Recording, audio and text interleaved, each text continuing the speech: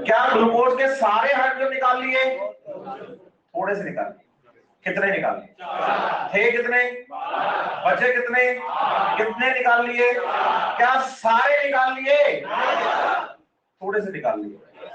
इसका मतलब ग्लाइकोलाइसिस हर किसी ऑर्गेनिज्म में होता है। इसका मतलब ग्लूकोज को पार्शियली ऑक्सीडाइज करने की एबिलिटी हर ऑर्गेनिज्म के पास है। एनसीईआरटी पेज नंबर 228 देखो आप, हेडिंग है ग्लाइकोलाइसिस, उसके ठीक ऊपर की 3 लाइनें पढ़ो। चलिए जी करें शुरू। तो लास्ट लेक्चर मुझे बताइए कहां तक पहुंचे थे हम लोग? लाइन कंप्लीट हो गया था, आज कार्बन डाइऑक्साइड शुरू करेंगे। ठीक बेटा, टेबल पे डिस्कस कर लेंगे, कोई बात नहीं। आप करके लाए हैं पूरी कंप्लीट? कोई प्रॉब्लम किसी को? कोई? इसका मतलब सब समझ में आ गया है ना? तो अभी CO2 शुरू करते हैं। सबसे पहले है कार्बन डाइऑक्साइड की बात करेंगे। नंबर 2 पे जो फैक्टर हम पढ़ रहे थे वो था कार्बन डाइऑक्साइड की कंसंट्रेशन, है ना? देखो बात याद रखो, एटमॉस्फेयर में CO2 की जो कंसंट्रेशन है वो आप बताओ 0.036% या बोल दो 360 माइक्रोन पर लीटर है। यस और नो? ऑन एवरेज अगर CO2 की बात करें, एटमॉस्फेयर में जो CO2 है वो कितनी है?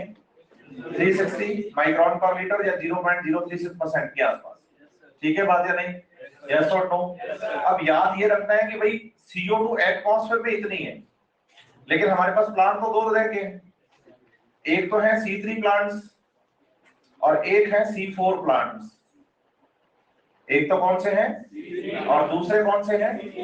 आप बताइए, जब C3 प्लांट्स की बात की जाती है तो C3 प्लांट्स जो होते हैं उनमें CO2 का कंसंट्रेशन 450 माइक्रोन पर लीटर तक रिक्वायर्ड होता है।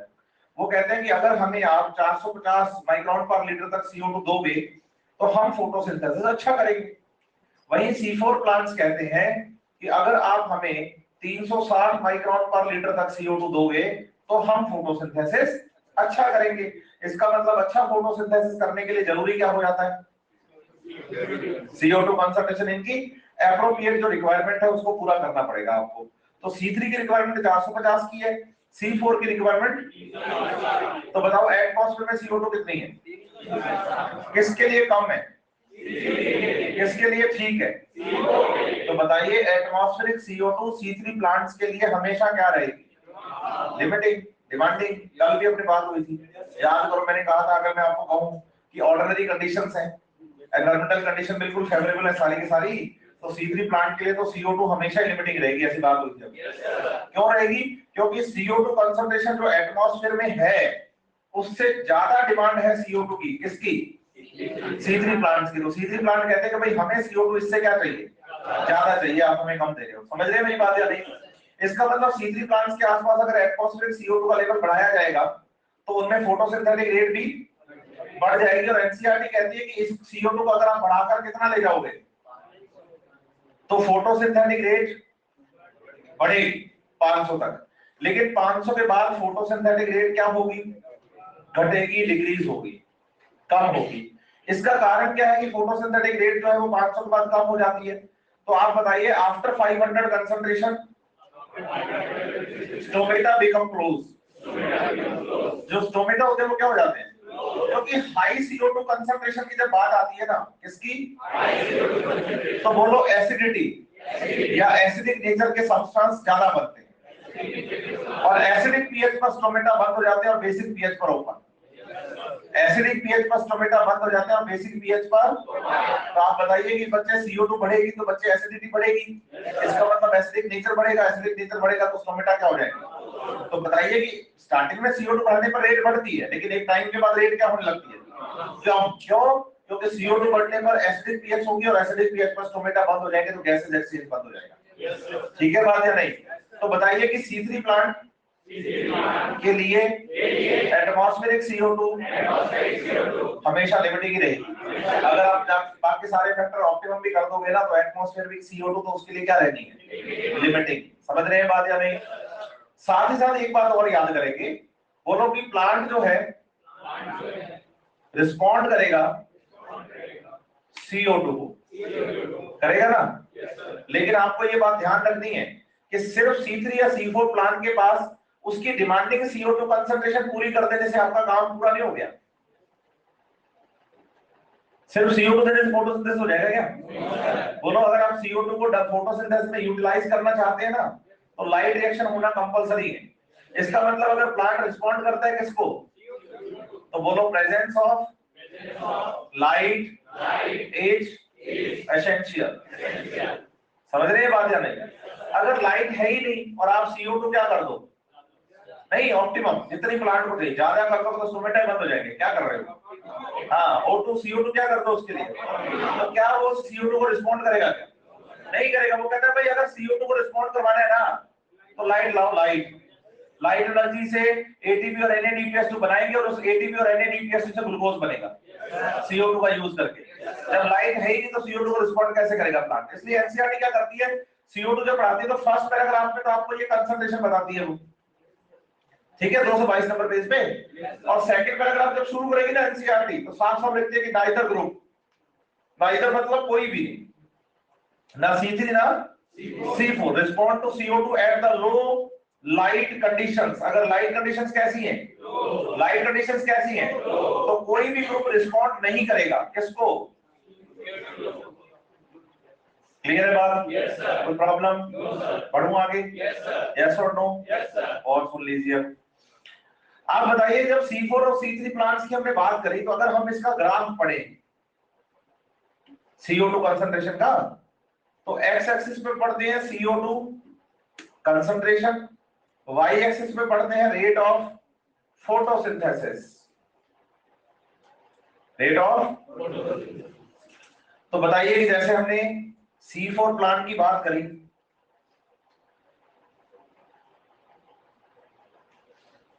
ये CO2 कंसंट्रेशन है जिस पर C4 प्लांट मैक्सिमम फोटोसिंथेसिस कर रहा है। उसके बाद CO2 बढ़ाने पर रेट बढ़ेगी नहीं, कांस्टेंट हो जाएगी एक टाइम के लिए। सही है बात या नहीं? क्योंकि एप्रोप्रिएट अमाउंट ऑफ CO2 मिलने के बाद वो कहता है कि भाई मैक्सिमम हो गया फोटोसिंथेसिस अपना, ऑप्टिमम है, शाबाश। लेकिन आप सोचो, अगर अपने CO2 कंसंट्रेशन C3 के लिए पढ़े, तो C3 की CO2 की डिमांड क्या है? ज्यादा। तो एक तो ग्राफ बोलो लेट शुरू होगा, C4 से थोड़ा लेट शुरू होगा C3 का ग्राफ। ये ग्रीन कलर की लाइन है ना बच्चे, ये ग्राफ C4 प्लांट का है, इसका है। अब C3 का ग्राफ थोड़ा लेट शुरू होगा एक तो, सही है बात या नहीं? अब लेट शुरू होगा तो ये ग्राफ है कौन से प्लांट का, तो बोलो एट CO2 कंसंट्रेशन एटमॉस्फेरिक, या बोलो at atmospheric CO2 concentration. C3 का प्रोडक्शन C4 से कम है, यस और नो? लेकिन अभी भी आप देखो बच्चे, अगर आप लगातार CO2 क्या करते जाएंगे, तो रेट ऑफ फोटोसिंथेसिस, बोलो एक टाइम तो ऐसा आता है कि रेट जो होती है ना बच्चे, C4 को भी क्रॉस कर जाती है। इसका मतलब एटमॉस्फेरिक CO2 कंसंट्रेशन पर C4 अच्छे हैं, और हाई CO2 कंसंट्रेशन पर C3 अच्छे हैं। नहीं समझ रहे मेरी बात? मतलब 450-500 के आसपास तो जो C3 प्लांट होता है ना, उसका प्रोडक्शन C4 से भी अच्छा होता है, क्योंकि उनकी डिमांड CO2 की क्या है, और अगर उनको CO2 ज्यादा मिलेगी तो उनका प्रोडक्शन और भी क्या हो जाएगा। समझ रहे हैं मेरी बात या नहीं? यस और नो? तो अगर क्वेश्चन आएगी एटमॉस्फेरिक CO2 पर प्रोडक्शन किसका अच्छा है, हाँ, एटमॉस्फेरिक CO2 पर किसका ज्यादा प्रोडक्शन है, C4 का। सही है बात या नहीं? लेकिन अगर बच्चे CO2 कंसंट्रेशन एटमॉस्फेरिक CO2 से थोड़ी क्या हो, तो फिर किसका प्रोडक्शन ज्यादा अच्छा है, यस और नो? बोलो, इसी बात का फायदा उठाकर इकोलॉजी पढ़ी थी आपने, ग्रीन हाउस पढ़ा था। ग्रीन हाउस में सबसे ज्यादा गैस कौन सी थी, याद करो, ग्रीन हाउस का डब्बे की गैसेस गोला बनाया हुआ था, परसेंटेज सेट किए थे, सबसे ज्यादा CO2 थी उसमें। तो ग्रीन हाउस एरिया में सबसे ज्यादा कौन सी गैस है, कौन सी गैस है? तो आप मुझे बताओ कि यहाँ ग्रीन हाउस एरिया में कौन से प्लांट को मैं ग्रो करवाऊंगी उसका प्रोडक्शन अच्छा हो। क्या बोल रहे हैं बेटा? C4 कौन बोल रहा? आप बोले, ऐसे मत करिए, कोई बात नहीं। ये बच्चा नाम क्या आपका? सौर्य। सौर्य प्रतीक खुश बहुत है, पता है आपको? सच बात है ये, नहीं? हाँ, ये क्या, जब से मैं क्लास पढ़ाने शुरू किया आपको, पहले दिन तो ये चेक कर रहा था मुझे कि गुरुजी कैसा करते हैं, और उसके बाद धीरे धीरे जैसे इसको एनसीईआरटी समझ में आने लगी, तो अब ये फोटोसिंथेसिस जब पढ़ रहा होता है या टॉपिक आज हम रेस्पिरेशन शुरू करेंगे आगे नया चैप्टर, तो इसका पढ़ने का तरीका ये है। अच्छा ये भी, अच्छा ये रहता है स्माइली फेसेस का, और बड़ी अच्छी बात है। तो उस खुशी के साथ शब्द भी सही होने चाहिए। समझ रहे हैं मेरी बात या नहीं? तो मैं अभी अभी आपको बता रहा हूँ कि एटमॉस्फेरिक CO2 से कंसंट्रेशन अगर क्या है, सही है, तो ज्यादा अच्छा फोटोसिंथेसिस कौन करेगा? तो बताओ ग्रीन हाउस एरिया में सबसे ज्यादा गैस, तो कौन से प्लांट को ग्रो करवाओ? एग्जैक्टली। तो बताइए C3 प्लांट्स को जब हम यहाँ क्या करवाएंगे? ग्रो, सही है, तो उसका प्रोडक्शन मोर हाई बढ़ेगा। समझ रहे हैं बात या नहीं? तो ग्रीन हाउस एरिया में जहां CO2 कंसंट्रेशन ज्यादा है, C3 प्लांट ग्रो करवाने पर प्रोडक्शन क्या हो जाता है? अब बताओ प्लांट का जो प्रोडक्शन है वो बढ़ाते हैं बच्चे फर्टिलाइजर देकर। क्या फर्टिलाइजर दिए मैंने? लेकिन फिर भी प्रोडक्शन तो बढ़ा ही दिया ना। तो बताओ एटमॉस्फेरिक CO2 इस प्लांट के लिए फर्टिलाइजर का काम कर रही है। इसे बोलेंगे, बोलो CO2 फर्टिलाइजिंग इफेक्ट। क्या बोलेंगे? CO2 fertilising effect. क्या बोलेंगे? CO2 fertilising effect. समझ पाए हैं अच्छे से? कोई प्रॉब्लम? बढ़ू आगे? ठीक है। तो ये CO2 के बारे में सारी बातें हो गई हैं, और एनसीईआरटी ने कहा है कि इस आप हम क्या क्या ग्रीन हाउस एरिया के अंदर प्लांट्स को ग्रो करवाते भी हैं। तो एग्जांपल टोमेटो और बेल पेपर का लिया एनसीईआरटी, ठीक है, तो उसको पढ़िएगा। तो CO2 कंप्लीट। बढ़ू आगे? अभी हम बात करने वाले हैं टेम्परेचर के बारे में। किसके बारे में? आप बताइए, दो प्लांट पढ़े हैं हमने, एक तो पढ़े हैं C3 प्लांट्स, एक पढ़े हैं C4 प्लांट्स, पढ़े ना? जब हम C3 और C4 प्लांट्स की बात करते हैं, किसकी? तो C3 प्लांट के लिए ऑप्टिमम टेम्परेचर हम बताते हैं 20 से, सही है, और C4 के लिए 30 से। समझ रहे हैं बात या नहीं? ये ऑप्टिमम टेम्परेचर की रेंज बताई है हमने C3 और C4 प्लांट के लिए। लेकिन आपको ये बात समझनी पड़ेगी कि C3 और C4 प्लांट्स में जब हम फोटोसिंथेसिस प्रोसेस की बात करते हैं, किसकी? तो फोटोसिंथेसिस प्रोसेस में किसमें दो तरह की रिएक्शन चलती हैं। एक तो होती है लाइट रिएक्शंस और एक होती है डार्क रिएक्शंस, सही है। अब अगर आपसे कोई पूछे कि डार्क रिएक्शन क्या है, तो आप बताइए डार्क रिएक्शन होती है रियली केमिकल रिएक्शंस जिनमें एंजाइम्स काम करते हैं। तो अगर पूछा जाए कि लाइट रिएक्शन और डार्क रिएक्शन में से एंजाइम किस में ज्यादा काम करते हैं, तो आपका आंसर होगा कि डार्क रिएक्शंस में एंजाइम्स ज्यादा काम करते हैं। आप बताइए अगर डार्क रिएक्शंस में एंजाइम ज्यादा काम करते हैं तो डार्क रिएक्शंस टेम्परेचर से अफेक्टेड भी ज्यादा होती है। बोलो, टेम्परेचर अफेक्टेड लाइट रिएक्शन भी है और टेम्परेचर अफेक्टेड डार्क रिएक्शंस भी हैं। लेकिन डार्क रिएक्शंस और लाइट रिएक्शंस, बोलो ऐसे, ज्यादा इफेक्ट किसका आएगा? डार्क रिएक्शंस का। क्यों? क्योंकि टेम्परेचर जो है ना बच्चे, टेम्परेचर एंजाइम अफेक्ट करता है और सबसे ज्यादा एंजाइम डार्क रिएक्शन में काम करते हैं। लाइट रिएक्शन तो एंजाइम बहुत कम पढ़े हमने, NADP रिडक्टेज पढ़ा था, एक OEC पढ़ा था, एक हमने ATPase पढ़ा था जिसपे ATP बना रहे थे। लेकिन डार्क रिएक्शन तो बहुत सारी केमिकल रिएक्शन हो रही है और हर केमिकल रिएक्शन में एंजाइम काम कर रहा है। तो बताइए maximum enzymes work in so dark reaction temperature से क्या है? मोर अफेक्टेड है as compare to light reactions. तो लाइट रिएक्शंस है लेस अफेक्टेड और डार्क रिएक्शंस है मोर अफेक्टेड। क्लियर है बात? यस और नो? और ये याद करना है आपको, एनसीईआरटी में इतना ही है हमारे लिए, सिलेबस में बहुत है, क्योंकि टेम्परेचर का किसी भी मेटाबॉलिक प्रोसेस पर जब भी इफेक्ट आएगा तो वो उसके एंजाइम को अफेक्ट करके ही करेगा, ठीक है। इसके बाद जो फोर्थ हम फैक्टर पढ़ने वाले हैं बच्चे, वो है वाटर। आप बताइए वाटर फोटोसिंथेसिस के लिए जरूरी है, क्योंकि क्लोरोफिल ए पर जब लाइट गिरती है और उससे क्या निकलते हैं, तो उन इलेक्ट्रॉन्स को बैलेंस करने का काम किसका है? तो वाटर फोटोसिंथेसिस के लिए क्या है? एसेंशियल है, जरूरी है। ये एनसीईआरटी भी हमें बता रही है, यस और नो? लेकिन एक बात का ख्याल रखिए, एनसीईआरटी ने साफ साफ कहा है कि water stress conditions, water stress का मतलब है कि वाटर की अमाउंट क्या है, वाटर की अमाउंट क्या है, तो वाटर स्ट्रेस का मतलब है कि वाटर अमाउंट प्लांट में क्या है और वो फोटोसिंथेसिस को अफेक्ट करेगी, ये बात ठीक है। Water stress condition affect the photosynthesis, water stress condition affect the photo, ये बात तो ठीक है, ये बात तो ठीक है। लेकिन एक बात और समझनी पड़ेगी हमें, पूछिए क्या? वो ये कि एनसीईआरटी साफ साफ लिखती है कि भाई आप कहिए कि फोटोसिंथेसिस वाटर स्ट्रेस से अफेक्ट हो रहा है, इससे बढ़िया बात है कि पूरा प्लांट अफेक्ट हो रहा है वाटर स्ट्रेस। आप इसे एक एग्जांपल से भी समझ सकते हैं कि वाटर स्ट्रेस का इफेक्ट सिर्फ फोटोसिंथेसिस पर नहीं पूरे प्लांट पर आता है। बेटा आप एनसीईआरटी लाइए। अच्छा ऐसे नहीं करते है ना, अपने को कौन सा कुश्ती लड़नी है उससे, पढ़ना ही तो है, ठीक है। ध्यान दीजिए, जैसे गमले में सामने अपने पौधा लगा हुआ है, आप इसको देख के बताओ कि ये लाइट यूज कर रहा है नहीं कर रहा, तुम्हें क्या पता, वो अपने आप ही कर रहा है, तो पता चल रहा है क्या उसको CO2 मिल रही है नहीं मिल रही, मतलब ले भी रहा होगा तो हमें नहीं पता, ठंड लग रही है गर्मी लग रही है, लेकिन प्लांट देख के ये पता चल जाता है कि इसमें पानी कम है ज्यादा है, लाइट का नहीं पता चल रहा, CO2 का नहीं पता चल रहा, टेम्परेचर का नहीं, लेकिन पानी का तो पता चल रहा है।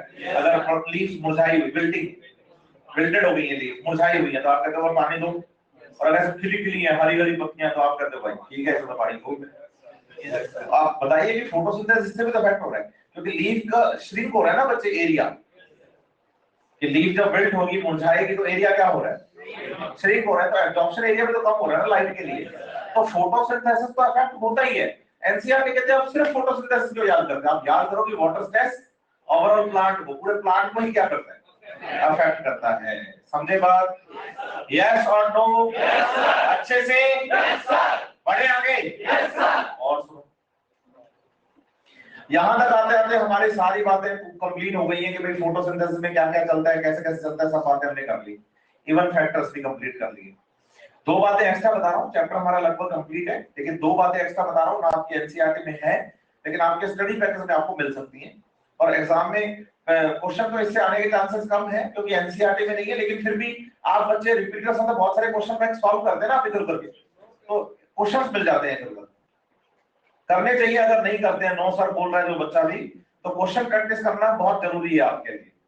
आपके लिए थ्योरी पढ़ना इतना जरूरी नहीं है जितना कि क्वेश्चन प्रैक्टिस जरूरी है।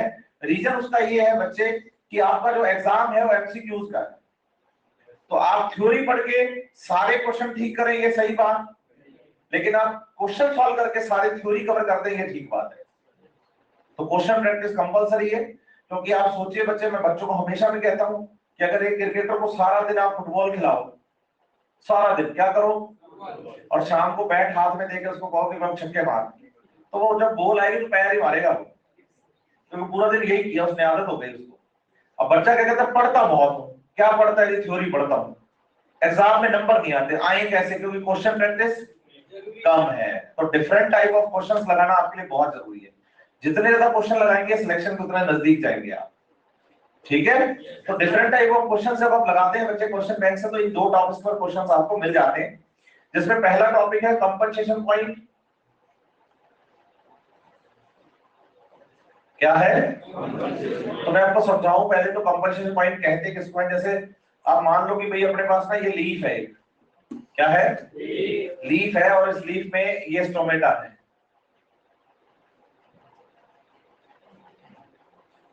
ठीक है। इस लीफ में बोलो चल रहा है फोटोसिंथेसिस, और इसी लीफ की सेल में बोलो रेस्पिरेशन भी चल रहा है, क्या चल रहा है। लेकिन आपको याद करना पड़ेगा कि रेस्पिरेशन अगर 1 टाइम है तो फोटोसिंथेसिस यहाँ 10 टाइम है, रेस्पिरेशन अगर तो फोटोसिंथेसिस यहाँ 10 टाइम्स है। समझ रहे हैं बात या नहीं? तो फोटोसिंथेटिक रेट रेस्पिरेटरी रेट की 10 टाइम होती है, ये आपको याद करना है जनरली। फिर ये भी ध्यान रखें कि रेस्पिरेशन से प्रोडक्शन होता है CO2 का, और ये CO2 काम आती है फोटोसिंथेसिस में, फोटोसिंथेसिस से प्रोडक्शन होता है O2 का, और ये O2 काम आती है। लेकिन आप सोचो बच्चे, 1 टाइम ऑक्सीजन काम आएगी, 9 टाइम तो बाहर ही आएगी। सांस लो, देखो ये तुमने खींच ली, सही है बात या नहीं? बोलो CO2 रेस्पिरेशन से जो आएगी वो तो 1 टाइम ही आएगी, 9 टाइम तो बाहर से लेनी पड़ेगी। इसलिए during photosynthesis plant CO2 use करते हैं और O2, क्योंकि उनमें फोटोसिंथेटिक रेट रेस्पिरेटरी रेट के लमसम अप्रोक्सीमेटली 10 टाइम ज्यादा होती है। हाँ या ना? ये तो नॉर्मल केस है। लेकिन अगर ऐसी कंडीशन आ जाए कि फोटोसिंथेटिक रेट और रेस्पिरेटरी रेट एक दूसरे के क्या हो जाए, इक्वल, तो आप बताइए जितनी ऑक्सीजन रेस्पिरेशन से बने, फोटोसिंथेसिस से बनेगी वो रेस्पिरेशन में काम आ जाएगी, और जितनी CO2 रेस्पिरेशन से बनेगी वो फोटोसिंथेसिस में काम आ जाएगी। Means net exchange of gases हो जाएगा जीरो।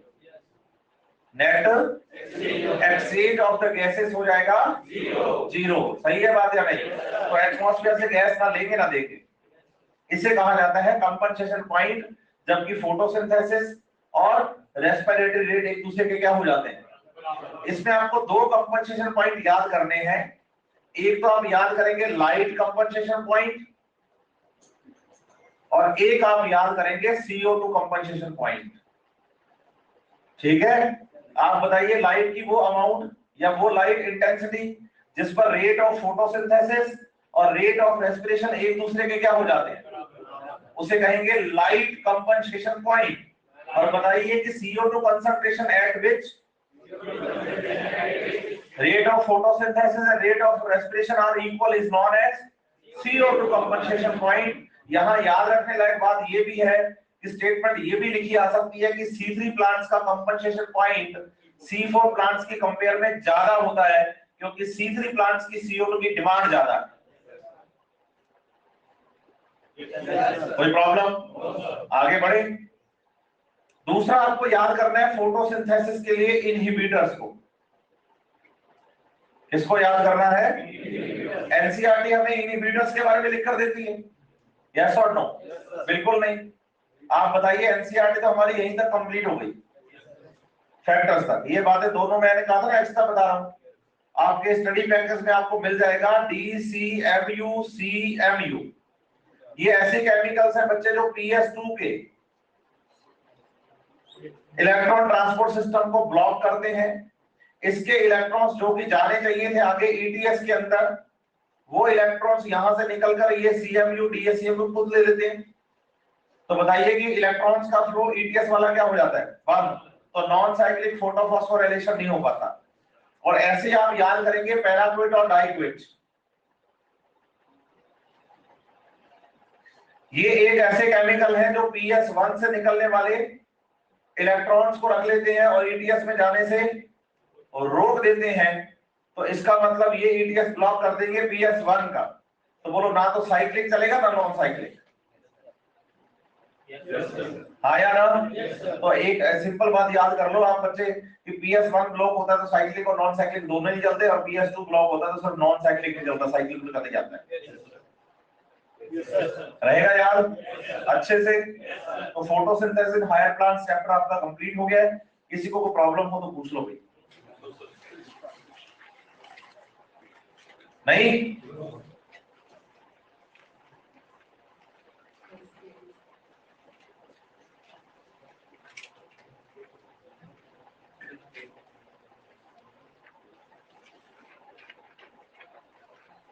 ये कह रहा है कि भाई हमें ये बताओ कि आपने एनसीईआरटी कैसे याद करी है, और हम भी एनसीईआरटी वैसे करना चाह रहे हैं। इसने काउंटर में मुझसे पूछा था बाहर क्लासरूम की, मैंने इसको कहा था कि मैं तो क्लास में बैठ तो बताऊंगा क्लास में कैसे एनसीईआरटी तैयार करते हैं, है ना। उसके लिए कुछ चीजें हैं फॉलो करनी पड़ती हैं आपको। आज अगर नहीं बात करें तो ज्यादा बढ़िया है। कारण है क्योंकि आज एक नया चैप्टर शुरू करने वाले हैं और हमारे पास टाइम की सबसे ज्यादा कमी है। समझ रहे मेरी बात या नहीं? तो एक सिलेबस डिसाइडेड होता है ना कि भाई इतना सिलेबस कवर हो जाए क्लासरूम में तो अच्छी बात है, क्योंकि जितनी भी इधर उधर की बातें आपके साथ करूंगा ना बच्चे, उतना सिलेबस से थोड़ा दूर हो जाऊंगा मैं। समझ रहे मेरी बात? तो डिस्ट्रैक्शन थोड़ा सा हमारे लिए अभी है नहीं, हमारे पास उतना टाइम कि हम डिस्ट्रैक्ट हो पाए। हाँ, लेकिन ये पक्का है कि नेक्स्ट टेस्ट आपका जब भी अनाउंस होगा उस वीक में पहले आपको मैं ये बात बता दूंगा कि एनसीईआरटी कैसे तैयार करनी है। दो बातें बताऊंगा, आप उनको फॉलो करिएगा, आपकी एनसीईआरटी बायोलॉजी की तैयार हो जाएगी बढ़िया। ठीक है, समझ रहे हैं बात या नहीं? हाँ, तो अभी के लिए थोड़ा सा रुकिए आप एक बार, है ना, नाराज मत होइएगा, बताऊंगा जरूर। मेरे बच्चे हैं तो आपका हक है मुझसे पूछने का और मेरा बताने का, लेकिन मैं अभी क्या टॉपिक से डिस्ट्रैक्ट नहीं होना चाह रहा, क्योंकि नया चैप्टर शुरू करना है जस्ट हमें। ठीक है, करें शुरू फिर। तो फोटोसिंथेसिस में किसी को प्रॉब्लम हो तो बच्चे एक बार मुझसे बात कर लें। किसी को भी नहीं है भाई? यार तो पढ़ा बहुत बढ़िया दिया मैंने, और यार फिर आपको कुछ पता नहीं चला, नहीं है? सब साफ साफ हो गया या सब साफ है? अच्छा अच्छा, तो टॉपिक का नाम हम शुरू करने वाले हैं बच्चे, रेस्पिरेशन इन प्लांट्स। होता क्या है कि बेसिकली बच्चे को लगता है कि भाई सर जो पढ़ा रहे हैं ना भाई रेस्पिरेशन, वो किसका पढ़ा रहे हैं? प्लांट का। लेकिन मजे की बात ये है कि चैप्टर नंबर 14 जो कि रेस्पिरेशन इन प्लांट्स है, उसमें आप रेस्पिरेशन सिर्फ प्लांट का नहीं पढ़ रहे, आप रेस्पिरेशन पढ़ रहे हैं पूरे लिविंग सिस्टम का। Prokaryote, eukaryote, unicellular, multicellular, plant, animal, सब की बात करेंगे हम। कारण उसका ये है कि यहाँ जो हम रेस्पिरेशन पढ़ने वाले हैं ना इस चैप्टर में, वो हम पढ़ने वाले हैं सेल्यूलर रेस्पिरेशन। और सेल्यूलर रेस्पिरेशन हर कोई करता है। बच्चा कहता है नहीं नहीं जूलॉजी वाले सर हमें पढ़ा गए रेस्पिरेशन, तो उन्होंने आपको रेस्पिरेशन नहीं पढ़ाया बच्चे, उन्होंने आपको रेस्पिरेटरी सिस्टम पढ़ाया। उन्होंने ये बताया कि भाई एटमॉस्फेयर से आप ऑक्सीजन इनहेल कैसे करते हैं, ब्लड में कैसे जुड़ती है, कैसे ट्रांसपोर्ट करती है और सेल तक कैसे पहुंचती है। लेकिन सेल में जाने के बाद ऑक्सीजन का क्या हुआ ये नहीं उन्होंने बताया, ये मैं बताऊंगा। उन्होंने ये बताया है कि सेल में प्रोड्यूस होने वाले CO2 आप बॉडी से कैसे बाहर एक्सहेल करते हैं, लेकिन उन्होंने ये नहीं बताया कि सेल में CO2 प्रोड्यूस कैसे होती है, वो मैं प्रोड्यूस करवाऊंगा। समझ रहे हैं मेरी बात या नहीं? तो बेसिकली इस चैप्टर में हम जो बात करने वाले हैं वो सेल्यूलर रेस्पिरेशन की बात करने वाले हैं। हाँ या ना? और सेल्यूलर रेस्पिरेशन हर कोई लिविंग ऑर्गेनिज्म करता है, ऐसा कोई लिविंग ऑर्गेनिज्म है ही नहीं जो सेल का ना बना हो। और जो सेल का बना हुआ है, जिसमें सेल प्रेजेंट है, वो रेस्पिरेशन पक्का करेगा। इसका मतलब पूरे लिविंग सिस्टम की बात हम करेंगे इस चैप्टर में। ठीक है, एक तो ये बात याद कर लो। दूसरा याद रखो कि हम टॉपिक पढ़ने वाले हैं रेस्पिरेशन इन प्लांट्स, और रेस्पिरेशन इन प्लांट्स एक ऐसा टॉपिक है जो फोटोसिंथेसिस का ठीक रिवर्स है।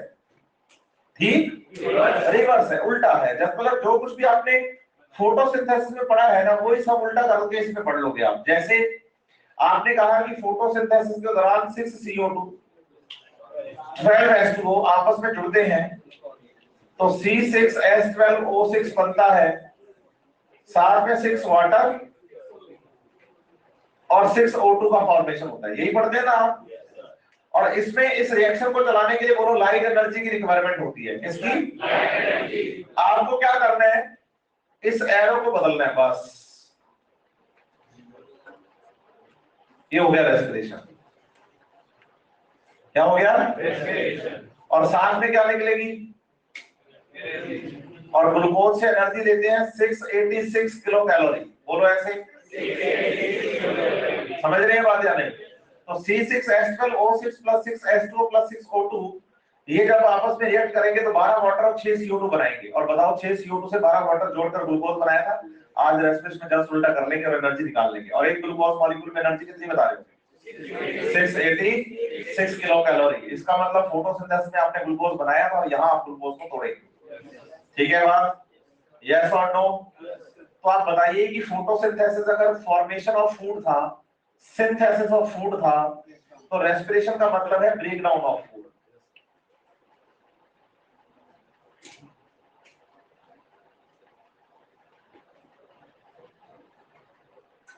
ब्रेक डाउन ऑफ फूड, सही है? या फिर आप बताओ कि फोटोसिंथेसिस में हमने कराया था रिडक्शन ऑफ CO2, हाइड्रोजन देकर वाटर से या H2S से, रिडक्शन ऑफ। तो फोटोसिंथेसिस जस्ट अपोजिट है, तो बोलो oxidation of food. Oxidation of, लेकिन किस लिए कर रहे हो? बोलो फॉर मेटाबॉलिज्म, या बोल दो एनर्जी ऑफ सेल। सेल के मेटाबॉलिज्म के लिए, सेल की एनर्जी के लिए ऐसा काम कर रहे हैं। और याद रखिए कि यहाँ पर जब एनर्जी की हम बात कर रहे हैं, ये एनर्जी कोई और नहीं, एडिनोसिन ट्राइफॉस्फेट की है, जो रेस्पिरेशन के दौरान बनाई जाती है और मेटाबॉलिज्म में काम आती है। तो बताइए कि रेस्पिरेशन ब्रेकडाउन ऑफ फूड या ऑक्सीडेशन ऑफ फूड होता है, जिसमें हम मेटाबॉलिक एनर्जी या मेटाबॉलिज्म के लिए एनर्जी एटीपी प्रोड्यूस करते हैं। आप बताइए जब बात किसकी आ रही है, तो ऑक्सीडेशन हम ऑर्गेनिज्म में दो तरीके से करवाते हैं। फर्स्ट तरीका है केमिकल रिएक्शन में कंपाउंड के अंदर ऑक्सीजन को जोड़ना, ऑक्सीडेशन है। और दूसरा तरीका है कि भाई अगर आप हाइड्रोजन रिलीज करते हैं तो ये भी ऑक्सीडेशन है। अगर आप हाइड्रोजन को क्या करते हैं, रिलीज, तो ये भी क्या है, तो अगर आप ऑक्सीजन जोड़ते हैं तो भी ऑक्सीडेशन है, और अगर आप हाइड्रोजन को रिलीज करते हैं तो वही ऑक्सीडेशन है। सही है बात या नहीं?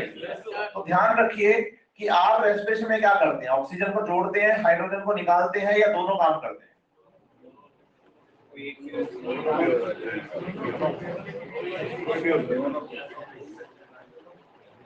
आप ऑक्सीजन जोड़ते हैं, ऑक्सीजन जोड़ना ऑक्सीडेशन है, हाइड्रोजन निकलना ऑक्सीडेशन है।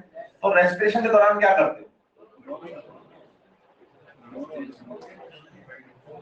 अभी अभी बोला है मैंने कि फोटोसिंथेसिस का जस्ट अपोजिट है,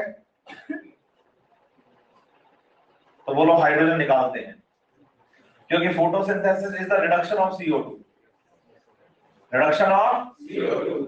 तो रिडक्शन ऑफ CO2 का मतलब CO2 में हाइड्रोजन जोड़ते हैं तभी तो ग्लूकोज बनता है।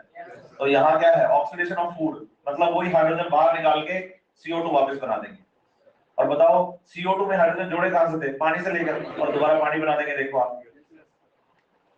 तो ऑक्सीडेशन जो होता है बच्चे, उसमें आपको हाइड्रोजन रिलीज करने हैं। तो बेसिक मेरा जो एम है रेस्पिरेशन के दौरान, वो एम है हाइड्रोजन को रिलीज करना, हाइड्रोजन को रिलीज करना, ना कि मेरा एम ये है कि भाई मैं ऑक्सीजन को जोड़ूं। तो मेन मोटिव हमारा क्या है, तो पूरे रेस्पिरेशन चैप्टर में हमारा मोटिव रहेगा हाइड्रोजन को रिलीज करना। आप ध्यान रखिए यहाँ ऑक्सीजन बाइंड नहीं होती। बच्चे को जैसे ये बात मैं बताता हूँ, बच्चा कहता नहीं सर मैंने तो एरोबिक रेस्पिरेशन पढ़ा है। तूने क्या पढ़ा है? मैंने पढ़ाया भी है। लेकिन आप बताओ एरोबिक रेस्पिरेशन की कभी हमने ये डेफिनेशन पढ़ी है क्या कि एरोबिक रेस्पिरेशन वो रेस्पिरेशन होता है जिसमें ऑक्सीजन बाइंड हो जाती है? नहीं, बोलो एरोबिक रेस्पिरेशन हम पढ़ते हैं in the presence of oxygen, in the by the binding of oxygen, तो कभी पढ़ा ही नहीं, बोलो ऐसे। और बोलो अगर ऑक्सीजन बाइंड होके ही रेस्पिरेशन होता, बोलो ऐसे, तो लाइफ ऑरिजिनेट होती नहीं। पूछो क्यों? क्योंकि अर्थ पर जब लाइफ ऑरिजिनेट हुई ना पहली बार, तो एनवायरनमेंट रिड्यूसिंग था, ऑक्सीजन थी नहीं फ्री एटमॉस्फेयर, तो इसका मतलब रेस्पिरेशन तो बिना ऑक्सीजन के भी हो गया, और उसको कहा जाता है एनारोबिक रेस्पिरेशन। तो इसका मतलब ऑक्सीडेशन होने के लिए ऑक्सीजन का होना जरूरी। दूसरा, आपने ग्लूकोज का फार्मूला क्या पढ़ा है, C6H12O6, हाँ या ना? और C6H12O6 के अंदर अगर ऑक्सीजन आप जोड़ दोगे तो उसको तोड़ोगे नहीं और ज्यादा कॉम्प्लेक्स कर दोगे। C6H12O6, O7, O8, O9, O10, वो तो ग्लूकोज और भी ज्यादा कॉम्प्लेक्स हो गया, टूट थोड़ी रहा है। और हमारा एम तो ग्लूकोज को तोड़ना है ना, यस और नो? अच्छे से। तो हमारा मेन मोटिव क्या रहेगा, हाइड्रोजन को क्या करना, क्या करना, एग्जैक्टली। चले आगे। आप बताइए जैसे अपने पास कोई एक प्लांट है, ये इस प्लांट का ये रूट सिस्टम है, ये इसका शूट सिस्टम है, इसमें लीव्स है, ठीक है। इस लीव्स के अंदर इनका खुद का अपना खुद का क्या है, क्लोरोफिल। सही है बात या नहीं? बाहर से इसमें क्या गिरेगी, लाइट, एटमॉस्फेयर से ही क्या लेगा, और रूट्स के थ्रू एब्सॉर्ब करेगा क्या। तो लाइट, CO2 और वाटर तो इसने कहां से ले लिया, एटमॉस्फेयर से, और CO2 इसके पास खुद की है ही, सॉरी क्लोरोफिल इसके पास खुद का है ही। अब क्लोरोफिल इसके पास खुद का है तो इसका मतलब क्या है, ये फोटोसिंथेसिस करेगा, ग्लूकोज बनाएगा, और जब ये क्या बनाएगा, कौन से प्रोसेस से बनाएगा, तो आप बताइए इसमें चलेगा फोटो सिंथेसिस, और फोटोसिंथेसिस से क्या बनाएगा, बोलो C6H12O6। सही है? तो अल्टीमेटली बताओ कि क्या ग्लूकोज में एनर्जी है? अगर हाँ तो ग्लूकोज में एनर्जी आई कहां से, बोलो लाइट वाली एनर्जी ग्लूकोज में, हाँ या ना? तो आपने लाइट एनर्जी से साइक्लिक और नॉन साइक्लिक फोटोफॉस्फोराइलेशन चलाया, जिससे आपने एटीपी और NADPH2 को बनाया, फिर वो एटीपी और NADPH2 काम आए ग्लूकोज की प्रोडक्शन में। वो एटीपी और NADPH2 काम आए ग्लूकोज के प्रोडक्शन में। यस और नो? तो अल्टीमेटली ग्लूकोज में जो एनर्जी है बच्चों, वो एटीपी वाली ही तो है, हाँ या ना? और ग्लूकोज में एनर्जी है कहाँ? बोलो इनके कार्बन कार्बन बॉन्ड्स में। ग्लूकोज में कितने बॉन्ड हैं, मतलब कितने कार्बन हैं? 6। तो ये जो कार्बन कार्बन के बीच का बॉन्ड है ना बच्चे, इस बॉन्ड में एनर्जी है। इस कार्बन कार्बन बॉन्ड में क्या है? कार्बन कार्बन बॉन्ड में क्या है? क्या है? हाँ, समझ रहे हैं? यस और नो? अच्छे से।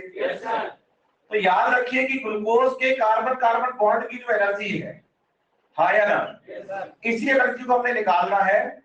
इसलिए हम रेस्पिरेशन के दौरान, बोलिए, इसी कार्बन कार्बन बॉन्ड को क्या करते हैं? ब्रेक करते हैं। और जब हम कार्बन कार्बन बॉन्ड को क्या करेंगे, तो क्या निकलेगी? क्या निकलेगी? याद रहे, इस एनर्जी का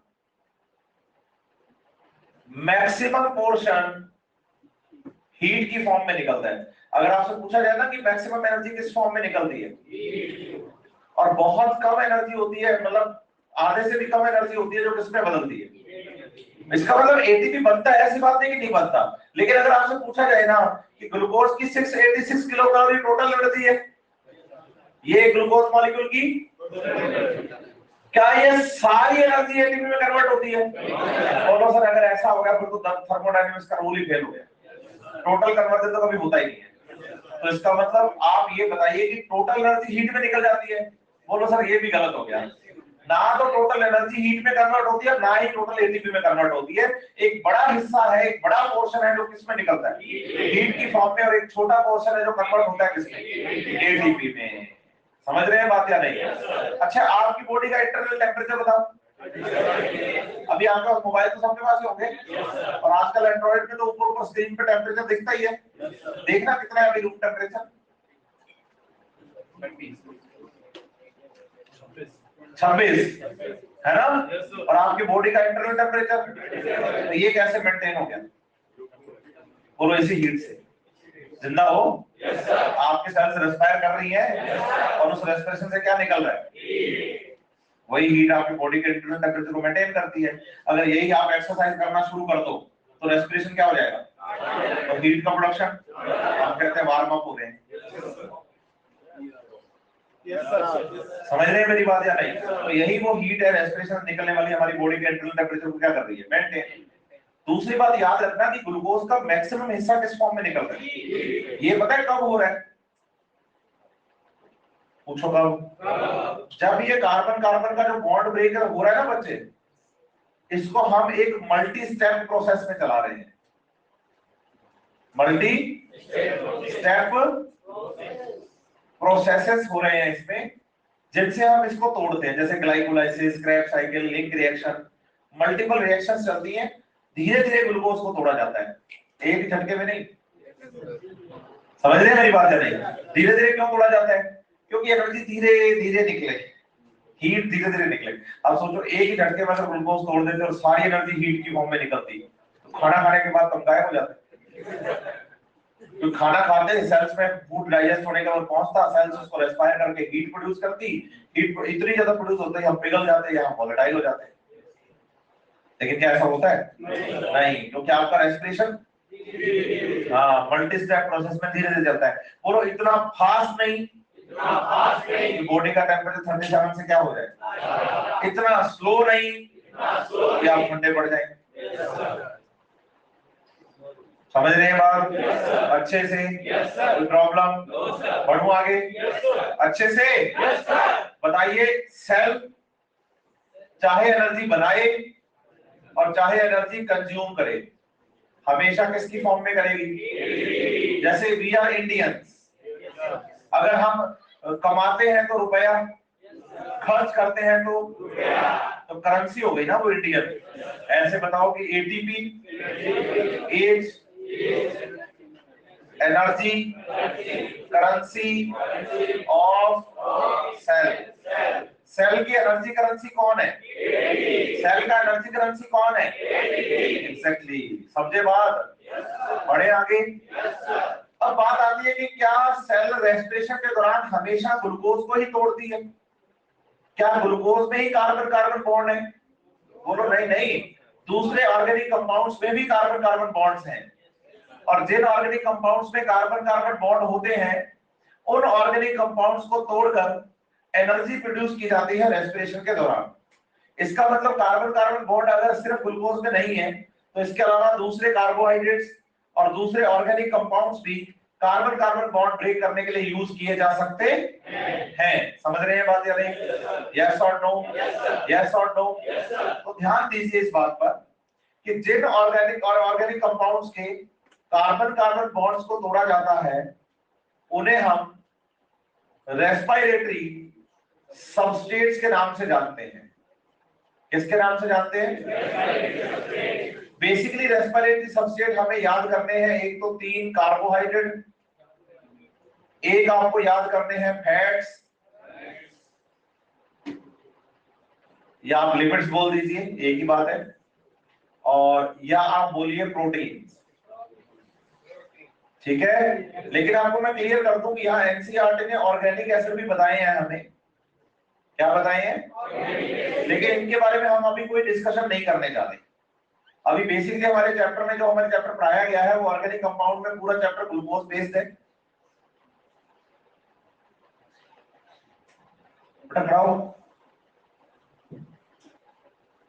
ठीक है, तो कार्बोहाइड्रेट, फैट्स, प्रोटीन्स और ऑर्गेनिक एसिड। समझ रहे हैं मेरी बात या नहीं? याद रखिए कि जब ऑर्गेनिक एसिड की बात की जाती है तो आप बताइए कि जो यूज होते हैं in CAM plants but during day time. पूछो क्यों? मैंने कहा ना अभी हम इसके बारे में कोई भी डिस्कशन करने नहीं जा रहे। तो कारण क्या है कि जैसे फोटोसिंथेसिस पढ़ाया था तो मैंने कहा था कि भाई C3 और C4 दो तरह के प्लांट्स होते हैं। तो जब हमने C3 और C4 पूरा अच्छे से कर लिया था तो उसके बाद हमने कैम को शुरू किया था। तो ऐसे ही अभी हम क्या कर रहे हैं कि पहले हम कार्बोहाइड्रेट, लिपिड, प्रोटीन के बारे में बढ़िया बात करेंगे, उसके बाद हम बात करेंगे कैम्स के बारे में, क्योंकि वो तो स्पेशल टाइप के प्लांट है। तो उसका स्पेशल केस बाद में डिस्कस करेंगे। बोलो जब आप आरक्यू पढ़ाओगे ना रेस्पिरेटरी क्लोसेट तब समझा देना, आगे तभी समझाऊंगा। ठीक है, अभी हम फोकस करते हैं कार्बोहाइड्रेट, फैट्स, लिपिड्स और प्रोटीन्स पर। ठीक है, आप बताइए कि कार्बोहाइड्रेट्स ऑर्गेनिजम्स के लिए और फैट्स ऑर्गेनिजम्स के लिए स्टोर फूड होता है। कौन? आप बताइए कि plants store their food in the form of starch and animals store their food in the form of, सही है बात या नहीं? Plants store their food in the form of and animals store their food in the form of. अरे तू यहां से उठ के वहां कब चला गया? पता नहीं चलने दिया तुमने। मैं ढूंढ रहा था, मैंने कहा यहाँ दो थे ऐसे एक जैसे ही है बेटा, ऐसे नहीं, सही नहीं है वो। ठीक है, कोई बात नहीं, शुरू से ही कर लिया करो ऐसा। मेरे को ऐसा लग रहा है, कहा ना मैंने आपको, मैं बड़ा कॉन्शियस हूँ बच्चों को लेकर। क्लासरूम, हाँ क्लासरूम के बच्चों को लेकर बड़ा कॉन्शियस रहता हूँ। मेरे को ऐसा लगता है कि यार बच्चे ने फीस भरी है तो कम से कम ईमानदारी से अपना पूरा को पूरा वो लेकर जाए, उसका फायदा। नहीं समझ रहे मेरी बात? तो वो लगता है थोड़ा सा मन से एक इच्छा होती है कि यार बच्चे को ईमानदारी से पढ़ाएं। और मैंने कहा ना कि जैसा मैं चाहूंगा ना कि मेरे बेटे को उसका टीचर पढ़ाए, वैसा मैं कोशिश करता हूँ मेरे बच्चों को भी पढ़ाने की। कम से कम मैं वो एक्सपेक्टेशंस का लेवल तो रख पाऊंगा ना कि भाई मेरे टीचर को, उसके टीचर को जाके बोल पाऊंगा कि मेरे बच्चों को कैसे पढ़ाऊं। हालांकि बहुत छोटा है अभी, लेकिन एक फेज तो ऐसे आएगी ना जब वो भी आपकी एज में आएगा, तो वो कोशिश रहती है। इसलिए मैं बड़ा कॉन्शियस रहता हूँ बच्चों को लेकर कि बच्चा पढ़ क्यों नहीं रहा, बच्चा ध्यान क्यों नहीं दे रहा। समझ रहे मेरी बात करें? और सामने वाले को यही लगता रहता है कि सर मुझे बहुत डांटते हैं या मुझे डांट देते हैं, लेकिन उसको ये भी समझना चाहिए कि 200 की भीड़ पे अगर गुरुजी ने आपको डांटा है इसका मतलब वो आप पे भी ध्यान दे रहे हैं। कहने का मतलब ये होता है। लेकिन बच्चा क्या करता है, उसको नेगेटिविटी में लेके जाता है। रखना क्या चाहिए? पॉजिटिव नहीं। हाँ, तो फोकस करते हैं दोबारा पढ़ाई पे। देखो इधर, तो कार्बोहाइड्रेट और फैट्स जो होते हैं बच्चे वो क्या है? Store food. Plants store their food in the form of starch, animals store their food in the form of glycogen. मुझे जितना स्टार्च बनाना था मैंने बना दिया, एक्स्ट्रा क्या करूं? फैट में कन्वर्ट करूंगा। एनिमल कहता है मुझे जितना ग्लाइकोजन बनाना था बना दिया, एक्स्ट्रा फैट में कन्वर्ट करेंगे। सिंपल बात है, यस और नो? तो fat and carbohydrate both are the store form, both are the. और अगर ये रेस्पिरेशन में यूज होते हैं, अगर ये, तो इसे हम फ्लोटिंग रेस्पिरेशन कहते हैं, क्योंकि सेल के अंदर जो रेस्पिरेशन के लिए सबस्ट्रेट है वो carbohydrate fat, fat carbohydrate, carbohydrate fat, fat carbohydrate चलता रहता है इंटरचेंज जैसे आराम से। कभी ज्यादा कार्बोहाइड्रेट, कभी ज्यादा फैट, कभी फैट, कभी ज्यादा, कभी कार्बोहाइड्रेट ज्यादा, कभी कम कार्बोहाइड्रेट, कभी फैट ज्यादा, कभी कम फैट, कभी ज्यादा कार्बोहाइड्रेट, ऐसे चलता रहता है। इसलिए फ्लोटिंग रेस्पिरेशन कहते हैं। लेकिन जब आप सेल्स का क्या यूज करना शुरू कर दो, तो इसे आप कहेंगे प्रोटोप्लाज्मिक रेस्पिरेशन। क्या कहेंगे? इसका रीजन क्या है कि जो प्रोटीन्स होते हैं बच्चे, वो प्रोटोप्लाज्म को चलाने के लिए, मेटाबॉलिज्म को चलाने के लिए एंजाइम्स, हार्मोन्स का फॉर्मेशन करते हैं, केमिकल स्टिमुलेटर्स का। और बताइए कि अगर आपने प्रोटीन यूज कर दिए तो इसका मतलब आपने सेल के एंजाइम कंज्यूम कर दिए। एंजाइम कंज्यूम कर दिए तो सेल का मेटाबॉलिज्म, सेल मरेगी। तो आप बताइए कि अगर सेल में कार्बोहाइड्रेट एप्रोप्रिएट अमाउंट में है, सफिशिएंट अमाउंट में है, तो फैट और प्रोटीन स्टोर रहते हैं कि भाई ठीक है कार्बोहाइड्रेट से एनर्जी बन रही है। लेकिन अगर कार्बोहाइड्रेट कम है तो फैट यूज होगा, और कार्बोहाइड्रेट और फैट दोनों ही कम है, तो इसका मतलब प्रोटीन सेल मजबूरी में यूज करती है। पूछो कब? जब भूखी मर रही होती है। जब सेल भूखी मर रही होती है, और भूखी मर रही हुई कंडीशन को हम कहते हैं स्टार्वेशन। तो स्टार्ट कंडीशन के अंदर करती है प्रोटोप्लाज्मिक रेस्पिरेशन। उसके बाद सेल को मरना ही है, क्योंकि एंजाइम तो बचे, सारे तो कंज्यूम कर दिए। समझ रहे हैं मेरी बात या नहीं? अरे हाँ ना तो बोलो। और सीक्वेंस ऐसे ही याद करनी है। अगर किसी सेल को आप कार्बोहाइड्रेट, फैट, प्रोटीन तीनों देंगे तो सेल सबसे पहले क्या यूज करेगी, फिर क्या यूज करेगी, और फिर क्या यूज करेगी? एग्जैक्टली। हालांकि मैं आपको क्लियर कर दूं, अगर आपको 100 ग्राम कार्बोहाइड्रेट, फैट और प्रोटीन दिए जाएं, तो आप 100 ग्राम कार्बोहाइड्रेट से 4 किलो कैलोरी एनर्जी ऑब्टेन करोगे, फैट से approximately 9 kilo calorie energy obtain करोगे, और प्रोटीन से approximately 4 to 5 kilo calorie energy obtain करोगे। हालांकि सबसे ज्यादा एनर्जी देता कौन है, लेकिन फिर भी हम इसको पहले यूज नहीं करते, कार्बोहाइड्रेट पहले यूज करते हैं। कारण बताइए? कार्बोहाइड्रेट्स में भी सेल सबसे पहले यूज करना पसंद करती है ग्लूकोज को। इसका रीजन है कि जितने इसमें कार्बन है उतने इसमें क्या है? ऑक्सीजन। बोलो कार्बन और ऑक्सीजन का नंबर क्या हो, या लगभग बराबर होना बच्चे। तो फिर आपको उस ऑर्गेनिक कंपाउंड को यूज करने के लिए ऑक्सीजन की डिमांड कम है। अगर ऑर्गेनिक कंपाउंड में ऑलरेडी ऑक्सीजन क्या है, तो डिमांड ऑक्सीजन की कम है। लेकिन वहीं अगर फैट की बात करोगे ना, तो फैट में फैटी एसिड होता है, जो कि एक लॉन्ग हाइड्रोकार्बन चेन होती है ऐसे, और उसके एक एंड पर COH ग्रुप होता है। बस इतनी सी ऑक्सीजन है इसमें। बोलो कार्बन बहुत है, ऑक्सीजन बहुत कम है, इसलिए फैट कंज्यूम करने के लिए ऑक्सीजन की डिमांड ज्यादा है। समझ रहे हैं बात या नहीं? यस और नो? यस और नो? इसीलिए अगर किसी बंदे को फैट क्या करनी हो, कंज्यूम, तो डाइजेशन उसको ऐसा फूड देता है जो कार्बोहाइड्रेट कम देगा, और एक्सरसाइज ज्यादा करवाता है, ताकि उसकी बॉडी के अंदर सेल्स क्या करें, फूड का यूज करें, और कार्बोहाइड्रेट की जगह किसको यूज करें? फैट बर्न होगी। लेकिन आप सोचो, आराम से बैठे बैठे तो फैट बर्न नहीं होगी। नहीं समझ रहे आप मेरी बात? फिर क्या बोलो? नाक के 2 छेद से ऑक्सीजन का काम नहीं चलेगा, फिर तो सांस फूलेगी। एक्सरसाइज करोगे तो सांस फूलेगी, तो ऑक्सीजन अंदर क्या ले रहे हो, क्या ले रहे हो? तो बोलो फैट कंज्यूम करने के लिए ऑक्सीजन की डिमांड ज्यादा होती है। वरना सोचो अगर फैट ज्यादा एनर्जी दे रही और सेल पहले किसको यूज करती, फैट को, तो नाक के ये छोटे छोटे छेद ना इतने बड़े बड़े होते हैं, क्योंकि कम ऑक्सीजन तो कहां से निकलता, तो इंसान कम कार्टून ज्यादा लगते हैं। समझ रहे हैं बात या नहीं? लेकिन आज इस नाक के छोटे से छेद दोनों से भी काम चल रहा है। क्यों चल रहा है? एग्जैक्टली उसके बाद किसको यूज करते हैं? फिर बच्चा कहता है इस हिसाब से ना इस कैलकुलेशन में तो प्रोटीन दूसरा नंबर पे आने चाहिए थे, क्योंकि प्रोटीन में तो फैट से ज्यादा ऑक्सीजन होती है। बिल्कुल आने चाहिए थे, लेकिन आप सोचो अगर मैं कार्बोहाइड्रेट के बाद यूज करता किसको, तो फैट का भी यूज करता, तब तो मर जाता मैं। इसलिए सीक्वेंस रखी गई कार्बोहाइड्रेट फिर फैट फिर प्रोटीन। इसमें कोई प्रॉब्लम किसी को? किसी को भी? एनसीईआरटी पेज नंबर 226 चैप्टर शुरू हो रहा है, chapter number 14 respiration in plants, और 227 पे हेडिंग है डू प्लांट ब्रीथ। बेटा आप एनसीईआरटी पढ़ रहे हो जाके रोज या नहीं? पक्का ना? क्योंकि जिस दिन इनका टेस्ट होगा ना बच्चे, उस दिन पेपर में आपका भी लूंगा, ध्यान रखिएगा ये बात। तो याद रखेंगे भी रेस्पिरेशन प्लांट में चैप्टर नंबर 14 की बात चल रही है, यस और नो?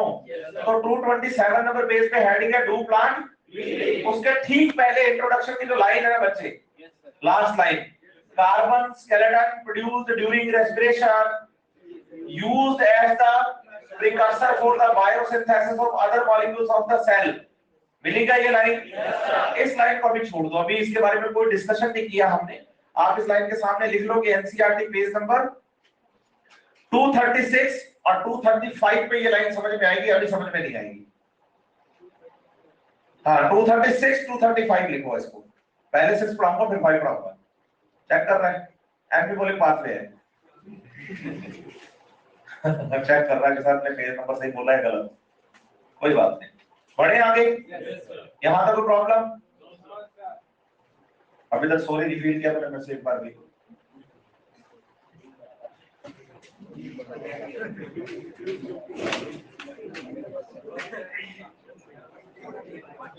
चलो नेक्स्ट टॉपिक है, एनसीईआरटी पूछ रही है do plant breathe, do plant breathe.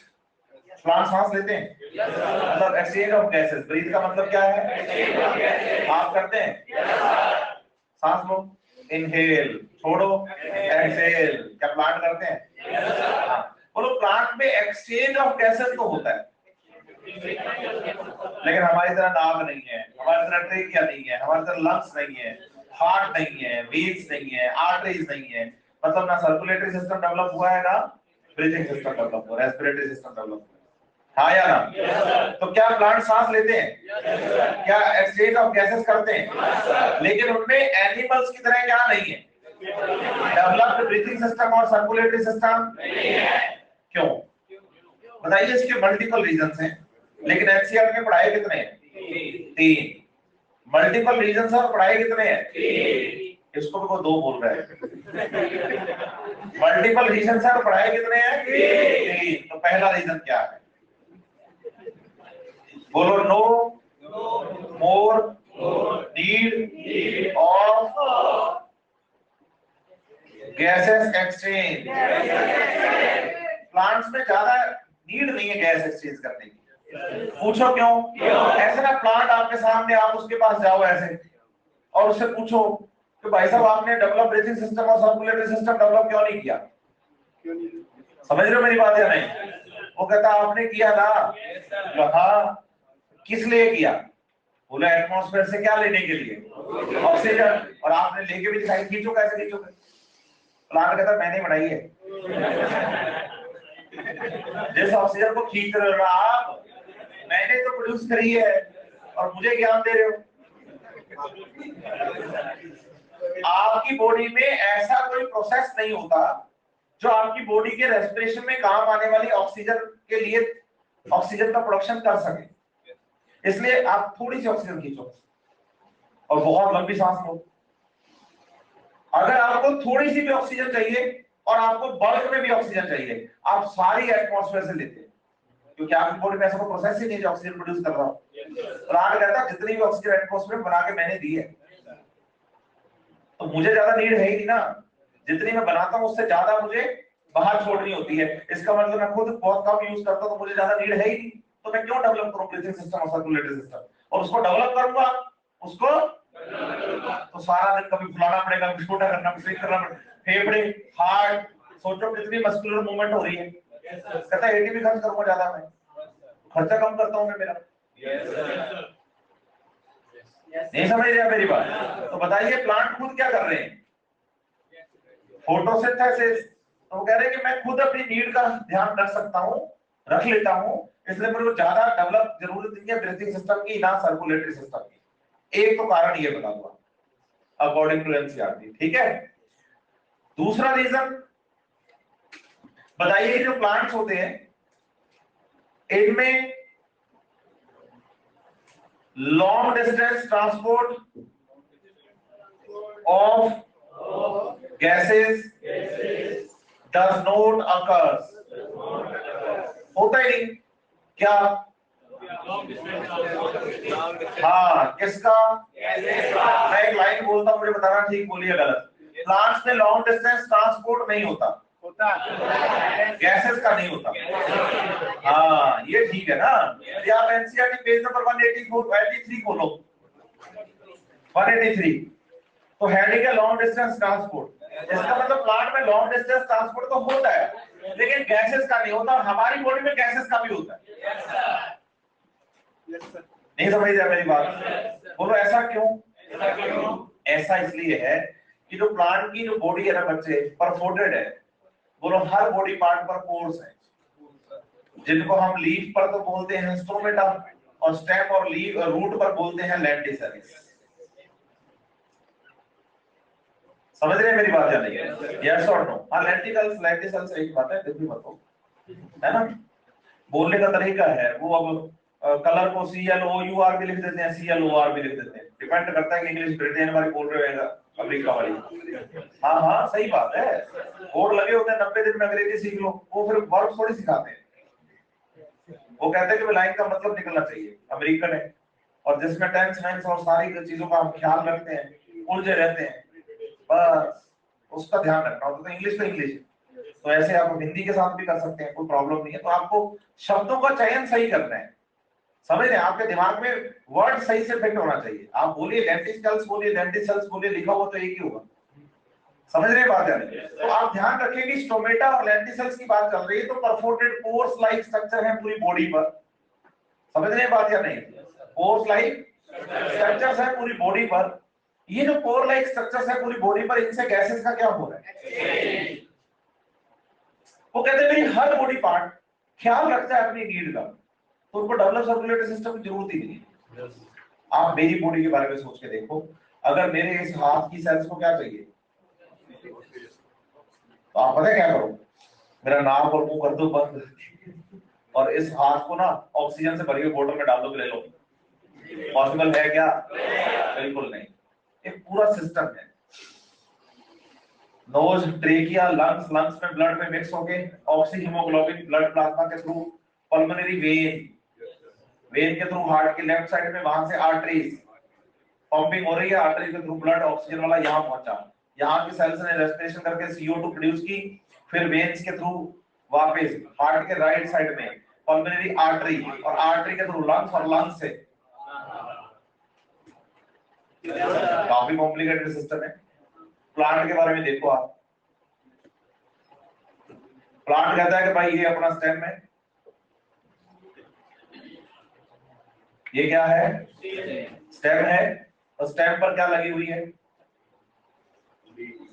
Leaf, और इसमें बहुत सारे क्या है? पोर्स, बोलो लेंटिसेल्स। समझ रहे हो बात या नहीं? पूरी बॉडी परफोर्टेड है वो, क्या है? तो एटमॉस्फेयर से सीधा क्या कर लेते हैं बस। अब उनके लीफ, ये लीफ है, लीफ के हिस्से को ऑक्सीजन की जरूरत है, तो उनसे किसी को बोलने की थोड़ी है कि उसमें नाक से पहले आएगी तो ब्लड में मिक्स होगी, ब्लड हो जाएगा, मतलब भाई यहीं से पोर है, अपने यहीं से गैसेस एक्सचेंज कर लो, खत्म बात। तो long distance transport does not occurs in the plant body, yes और नो? क्योंकि प्लांट बॉडी में गैसेस का जो ट्रांसपोर्ट होता है वो शॉर्ट डिस्टेंस पर होता है, और सिर्फ डिफ्यूजन से होता है।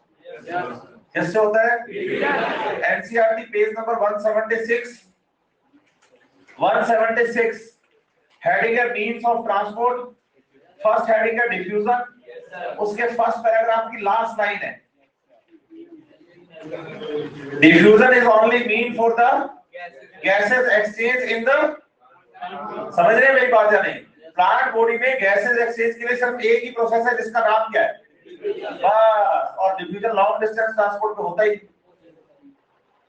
कोई प्रॉब्लम, कोई बात ऐसी जो लगे कि दिमाग से नहीं आई है अंदर तो बता दो, आगे बढ़ो। नंबर तीसरे रिक्वायरमेंट की बात करें तो आप बताइए प्लांट के जो इंटरनल पार्ट होते हैं ना, इंटरनल पार्ट है ना, बोलो ये होते हैं डेड, और जो लिविंग पार्ट होता है ना बोलो वो होता है सुपरफिशियल, बाहर बाहर की तरफ, सरफेस की तरफ, यस और नो। और सुपरफिशियल होने के साथ साथ लिविंग पोर्शन जो है ना वो पैरेन्काइमा टिश्यू का बना होता है, इसका, और पैरेन्काइमा टिश्यू की एक स्पेशलिटी है, पूछो क्या, लार्ज इंटरसेलुलर स्पेसेस, किसमें बड़े ज्यादा संख्या में क्या होते हैं, बोलो इससे क्या फायदा, जैसे ये क्या है स्टेम, स्टेम का बच्चे क्या करते हैं अपने टीएस पढ़ते हैं, क्या पढ़ते हैं, टीएस पढ़ेंगे तो समझ आएगा आपको। बताओ ये प्लांट का सबसे आउटर मोस्ट लेयर है,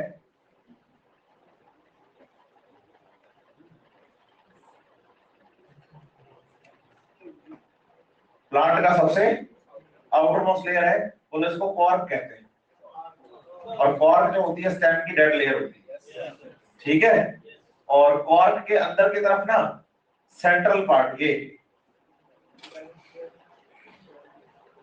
ये बोलो वुड है, वुड जाइलम, बोलो ये पोर्शन भी डेड होता है, जाइलम का मैक्सिमम पोर्शन डेड है। एनाटॉमी पढ़ोगे जाइलम में 4 टाइप की सेल होती हैं, वेसल, रैकेट, फाइबर और पैरेन्काइमा, तो पैरेन्काइमा जितना है बाकी तीनों डेड है, जाइलम का मैक्सिमम पोर्शन डेड होता है। वुड वाला पार्ट जो है बच्चे हार्डवुड सैपवुड दोनों डेड में काउंट होते हैं, याद रखना। तो इंटरनल पार्ट स्टेम का डेड, सुपरफिशियल सबसे आउटर मोस्ट लेयर डेड। अब बीच का जो पोर्शन है ना ये वाला खाली सा दिख रहा है आपको, इसमें बताओ होती है सेल्स, ये है पैरेन्काइमा सेल्स,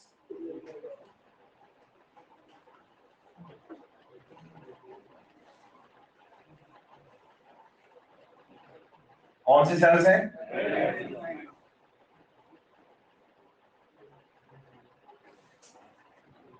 और इनमें आपको इंटरसेलुलर स्पेस दिख रहे हैं, दिख रहे हैं ना, ये पैरेन्काइमा टिश्यू है पूरा का पूरा,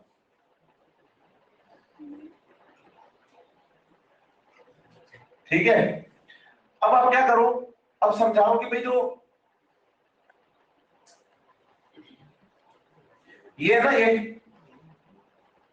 बाहर की तरफ कौन था, कॉर्क, कॉर्क में पोर्स होते हैं, ये जो पोर्स दिख रहे हैं ये क्या है, क्या है,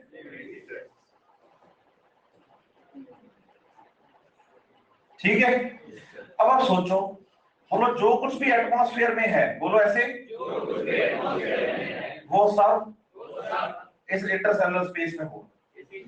आप सोच के देखो अगर बाहर की तरफ बच्चे यहाँ चारों तरफ ऑक्सीजन और CO2 गैस भरी हुई है तो बोलो इन इंटरसेलुलर स्पेसेस से वो भी यहाँ आ जाएगी, आ जाएगी या नहीं आ जाएगी, तो बोलो इन लेंटिसेल्स के थ्रू जो इंटरसेलुलर स्पेस है वो बाहर वाला जो एटमॉस्फेयर है ना उससे कनेक्टेड है, तो बताओ इन इंटरसेलुलर स्पेसेस में और बाहर के एटमॉस्फेयर में कोई फर्क है क्या, सही है। इसका मतलब ये हुआ कि अगर इस प्लांट को किसी गैस को बाहर भेजना होगा तो बोलो वो इस इंटरसेलुलर स्पेस में फ्री कर देगा CO2 को और यहां से वो एटमॉस्फेयर में चली जाएगी, और अगर इसको O2 लेनी होगी तो बोलो यहीं से ये ले लेगा और बाहर से O2 आ जाएगी। तो through the intercellular space superficial parts of the living parts or superficial parts of the plant body are living, yes or no, and through the intercellular space they are direct contact to the atmosphere। आप बताओ cell का सीधा contact atmosphere के साथ है, तो वो कहते हैं कि मुझे कहां जरूरत है किसी develop breathing system circulatory system रखने की। आप सोचो मेरा, आप अपनी बॉडी के बारे में सोच के देखो, थोरेसिक रीजन है, एब्डोमिनल रीजन है, कितने सारे ऑर्गन्स हैं अंदर, सारे जिंदा हैं, और एक ऑर्गन बताओ जिसका सीधा एटमॉस्फेयर से कांटेक्ट हो, बता दो कैसे करके। किसी ने कहा होगा सर ये देखना मेरे ना इधर इसको थोड़ा दूर नहीं हो रहा, मेरी किडनी को ऑक्सीजन नहीं मिल रही, बोल दो कैसे आप, क्यों? क्योंकि ऑक्सीजन जा रही है यहीं से। अंदर वाले पोर्शन जितने में हमारी बॉडी के अंदर ऑर्गन प्रेजेंट है, उनका बाहर के एटमॉस्फेयर से कोई कांटेक्ट, और इनकी सेल सीधे एटमॉस्फेयर के साथ कांटेक्ट में। समझ पाए?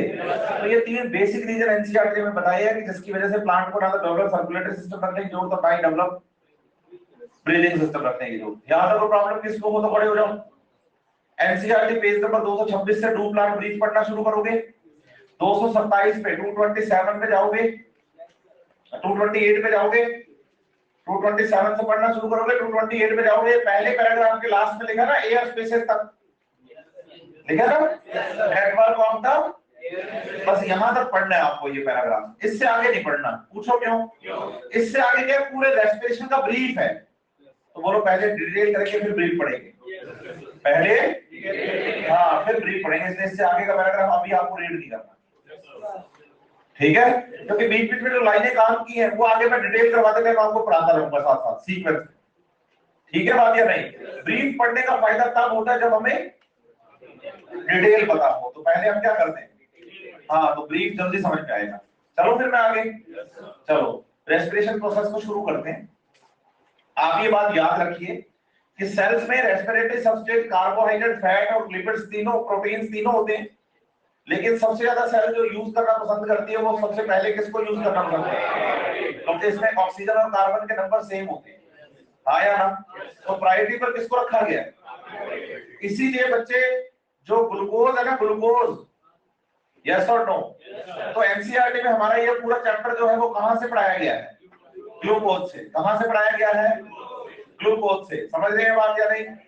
बताइए कि ग्लूकोज फर्स्ट ऑफ ऑल जब यूज होता है रेस्पिरेशन प्रोसेस में, तो ग्लूकोज कन्वर्ट होता है सबसे पहले किसमें? हाँ, तो glucose converts into, glucose converts into. आप बताइए कि जब ग्लूकोज पायरुविक एसिड में क्या हो रहा है? इस प्रोसेस का नाम है मेरे बच्चे ग्लाइकोलाइसिस। क्या नाम है? क्या नाम है? Conversion of glucose into, yes और नो? Yes sir. बताइए ये प्रोसेस साइटोप्लाज्म में होता है, ठीक है बात या नहीं? और बताइए कि glycolysis process is common in aerobic and anaerobic organism. Organism चाहे एरोबिक हो और चाहे, शुरुआत हमेशा ग्लाइकोलाइसिस से ही करेगा।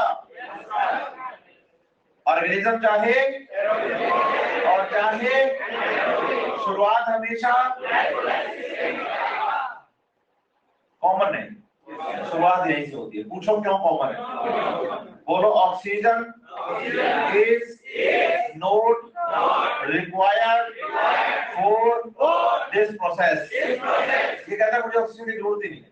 अच्छा सांस लो तक, छोड़ो, फिर से लो, फिर से छोड़ो, ये आप इनहेल एक्सहेल कर रहे हो, तो क्या आपके सेल्स में ग्लाइकोलाइसिस चल रहा है? चलो सांस लेना बंद कर दो थोड़ी देर के लिए, बस। वो कहता है चाहे ऑक्सीजन हो और चाहे ऑक्सीजन ना हो, मुझे फर्क नहीं पड़ता, मैं प्योर वेजिटेरियन हूँ। तो मैं जब किसी के यहाँ खाने जाऊं या कुछ भी करूं या शादी वादी में गया हूं कहीं पर किसी फंक्शन में, समझ रहे बात या नहीं? और उन्होंने वेज के भी क्या लगा रखे हैं और नॉन वेज के भी क्या लगा रखे हैं, तो नॉन वेज जितने मर्जी लगाए मेरे लिए किसी काम के नहीं। नहीं समझ आप मेरी बात? तो चाहे नॉन वेज है और चाहे, मुझे क्या मतलब? तो ग्लाइकोलाइसिस कहता है चाहे ऑक्सीजन हो चाहे, मुझे क्या मतलब, मुझे ऑक्सीजन यूज ही नहीं करनी। समझ रहे हैं बात या नहीं? आप एनसीईआरटी पेज नंबर 155 खोलिए, थोड़ा सा फेस और बढ़ा लो मैं तुझ पे।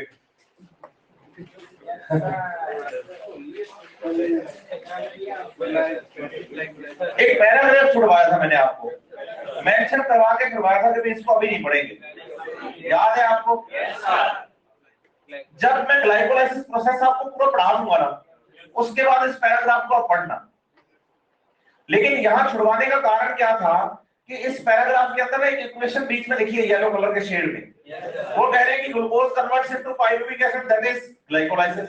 ये ठीक है, लेकिन उसके ठीक नीचे C6H12O6 प्लस ऑक्सीजन कन्वर्ट किया पायरुविक एसिड, ये गड़बड़ कर दी थोड़ी सी। ग्लाइकोलाइसिस में अब 10 रिएक्शन पड़ेंगे और किसी भी रिएक्शन में ग्लूकोज का यूज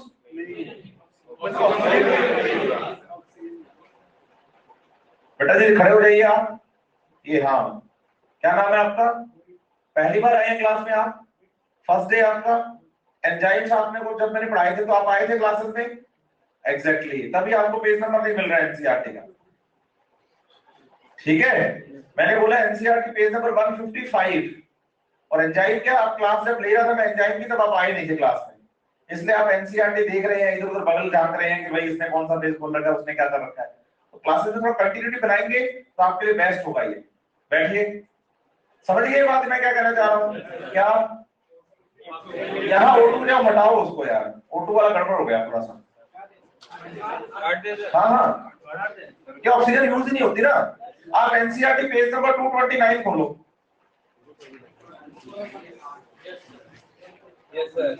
बोला इसमें देखो ग्लाइकोलाइसिस की 10 रिएक्शन है, कहीं पर भी एक रिएक्शन बता दो जिसमें ऑक्सीजन जुड़ रही हो। नहीं जुड़ रही ना, इसलिए। ठीक है, अब बताओ कि इससे आगे वाटर तो निकलेगा, मैं काउंट करवाऊंगा, चिंता मत करो। आप बताओ कि इससे आगे पायरुविक एसिड बनने के बाद हम डिसाइड करेंगे, मतलब सेल डिसाइड करेगी कि रेस्पिरेशन एरोबिक होगा या, मतलब पायरुविक एसिड बनने तक ये डिसीजन नहीं है कि एरोबिक रेस्पिरेशन है या, कोई मतलब नहीं है, वो पता ही नहीं है। ये डिसीजन होता है कब? पायरुविक एसिड बनने के डिसीजन कब होगा? अब बोलो, अगर तो एरोबिक ऑर्गेनिज्म है, सही है, तो बोलो in the presence of O2, presence of O2 चलेगा एरोबिक रेस्पिरेशन। क्या चलेगा? और एरोबिक रेस्पिरेशन कहां चलेगा? बोलो माइटोकॉन्ड्रिया में। कहां चलेगा? समझ रहे बात या नहीं? In the presence of O2, in the presence of oxygen, लेकिन कहां पर? हाँ, तो आप क्या करते हो कि सेल बायोलॉजी पढ़ के आए थे ना, आपको याद करना होता है कि mitochondria is the site of respiration. करते हैं ना आप ऐसे। आज के बाद याद करिए कि mitochondria is the site of aerobic respiration. पूछो क्यों? पूछो क्यों? बोलो in the absence of O2 चलेगा एनारोबिक रेस्पिरेशन। क्या चलेगा? समझ रहे हैं बात या नहीं? बताओ बच्चे, ये साइटोप्लाज्म में ही होता है, तो इसका मतलब रेस्पिरेशन माइटोकॉन्ड्रिया में होता है। बोलो हाँ, लेकिन वो होता है एरोबिक, लेकिन रेस्पिरेशन तो साइटोप्लाज्म में भी हो सकता है। तो respiration occurs in cytoplasm and mitochondria both, aerobic respiration occurs in, लेकिन उसका पहला प्रोसेस ग्लाइकोलाइसिस साइटोप्लाज्म में होता है। तो by default mitochondria is the site of cellular respiration, लेकिन उसमें भी एरोबिक आपको काउंट करना पड़ेगा। ठीक है बात या नहीं? तो सबसे पहले क्या पढ़ाऊं? अरे ग्लाइकोलाइसिस अभी तो इंट्रो दिया है मैंने, तो सबसे पहले क्या पढ़ाऊं? एग्जैक्टली, करें शुरू? कुछ पूछेंगे यहाँ तक? तुम्हें डाउट नहीं आ रहा कोई? आया, बहुत अच्छा, चलो अच्छी बात है, थैंक यू सर। कोई बात नहीं बच्चे, शुरू करते हैं, पढ़ाई भी आते हैं दोबारा। कोई प्रॉब्लम आए तो प्लीज मुझे बोल दीजिएगा आप, ठीक है ना? चलो आगे बढ़ते हैं। तो सबसे पहला टॉपिक शुरू कर रहे हैं, ग्लाइको। बोलो नाम से क्लियर है, ग्लाइको मीन्स है कार्बोहाइड्रेट और लाइसिस मीन्स है ब्रेक डाउन। सही है? और जब भी बात आए किसकी? कार्बोहाइड्रेट की, तो कार्बोहाइड्रेट में याद करना है ग्लूकोज को, तो इसका मतलब ग्लाइकोलाइसिस प्रोसेस हमें ग्लूकोज से पढ़ाया जाता है। ठीक है? दूसरा बोलो, इसे ना EMP पाथवे भी कहते हैं। पूछो क्यों? बोलो तीन साइंटिस्ट, एमडे, मेयरहॉफ और पारगास, इन तीनों ने मिलकर इसको ग्लाइकोलाइसिस को डिस्क्राइब किया था। किसने? एम्डेन, मेयरहॉफ, पारगास। कौन कौन? तीनों ने मिलकर किसको डिस्क्राइब किया? किसको डिस्क्राइब किया? हाँ, तो इसलिए इसको नाम दे दिया गया बच्चे EMP पाथवे। क्या नाम दे दिया गया? तो प्रॉब्लम? दिक्कत? बढ़े आगे? सुनिए, शुरुआत करेंगे ग्लूकोज से। कलर वाइट करते हैं। शुरुआत करेंगे कहां से? ग्लूकोज में कार्बन बोलो C6। हमें ग्लाइकोलाइसिस में ग्लूकोज को तोड़ना है, बेसिकली लाइसिस मतलब, लेकिन सिर्फ तोड़ना नहीं है, हाइड्रोजन भी निकाल लें। मेन मोटिव तो यही है मेरा, याद रखना ये बात, इसको मत भूल जाना, क्योंकि अगर मेन मोटिव भूल गए, मेन एम भूल गए तो प्रोसेस कैसे याद रहेगा? तो रेस्पिरेशन का मेन एम क्या है? मेन एम क्या है? तो बताइए कि ग्लाइकोलाइसिस में जब हम ग्लूकोज को तोड़ेंगे ना, तो हाइड्रोजन भी निकालेंगे। हाँ या ना? अच्छे से। अब बताइए, जब हम ग्लूकोज तोड़ते हैं तो रिएक्शन चलाते हैं 10 ग्लाइकोलाइसिस, कितने? लेकिन काम 3 ही करवाते हैं। रिएक्शन, इवेंट, रिएक्शन, काम। पूछो कौन कौन सा? पहला, आप बताओ कि ग्लूकोज को एनर्जी देकर अनस्टेबल करेंगे ताकि तोड़ना आसान हो जाए। दूसरा, तोड़कर हाइड्रोजन निकालेंगे। पहला काम क्या है? ग्लूकोज को। दूसरा काम है तोड़कर। ये तो मेन मोटिव है, बोलो हाइड्रोजन निकालना तो हमारा मेन मोटिव है। तो पहला क्या करेंगे, दूसरा क्या करेंगे? तोड़कर। बच्चा कहता है रेस्पिरेशन में तो एनर्जी प्रोड्यूस होती है और आपने एनर्जी दे दी। समझ रहे हैं बात या नहीं? बोलो तीसरा काम यही है कि भाई जितनी एनर्जी दी है उससे ज्यादा ले लो, प्रॉफिट में रहोगे। तो पहला काम है एनर्जी देकर अनस्टेबल करना, दूसरा काम है बच्चे तोड़कर क्या करना, क्योंकि हाइड्रोजन निकालना मेन मोटिव है, और तीसरा काम समझ रहे? अब बताओ सेल के लिए एनर्जी करेंसी कौन है? तो ग्लूकोज को जो एनर्जी दोगे वो एटीपी तो दोगे। एटीपी यूज करेगा तो उसका फॉस्फेट जोड़ देगा इसके साथ 6 नंबर कार्बन पर, और ये बन जाएगा ग्लूकोज से ग्लूकोज 6 फॉस्फेट। कार्बन कितने? ग्लूकोज से बन जाएगा ग्लूकोज 6 फॉस्फेट। कार्बन कितने? 6। और इस रिएक्शन में बोलो 1 molecule of ATP converts into 1 molecule of in the presence of enzyme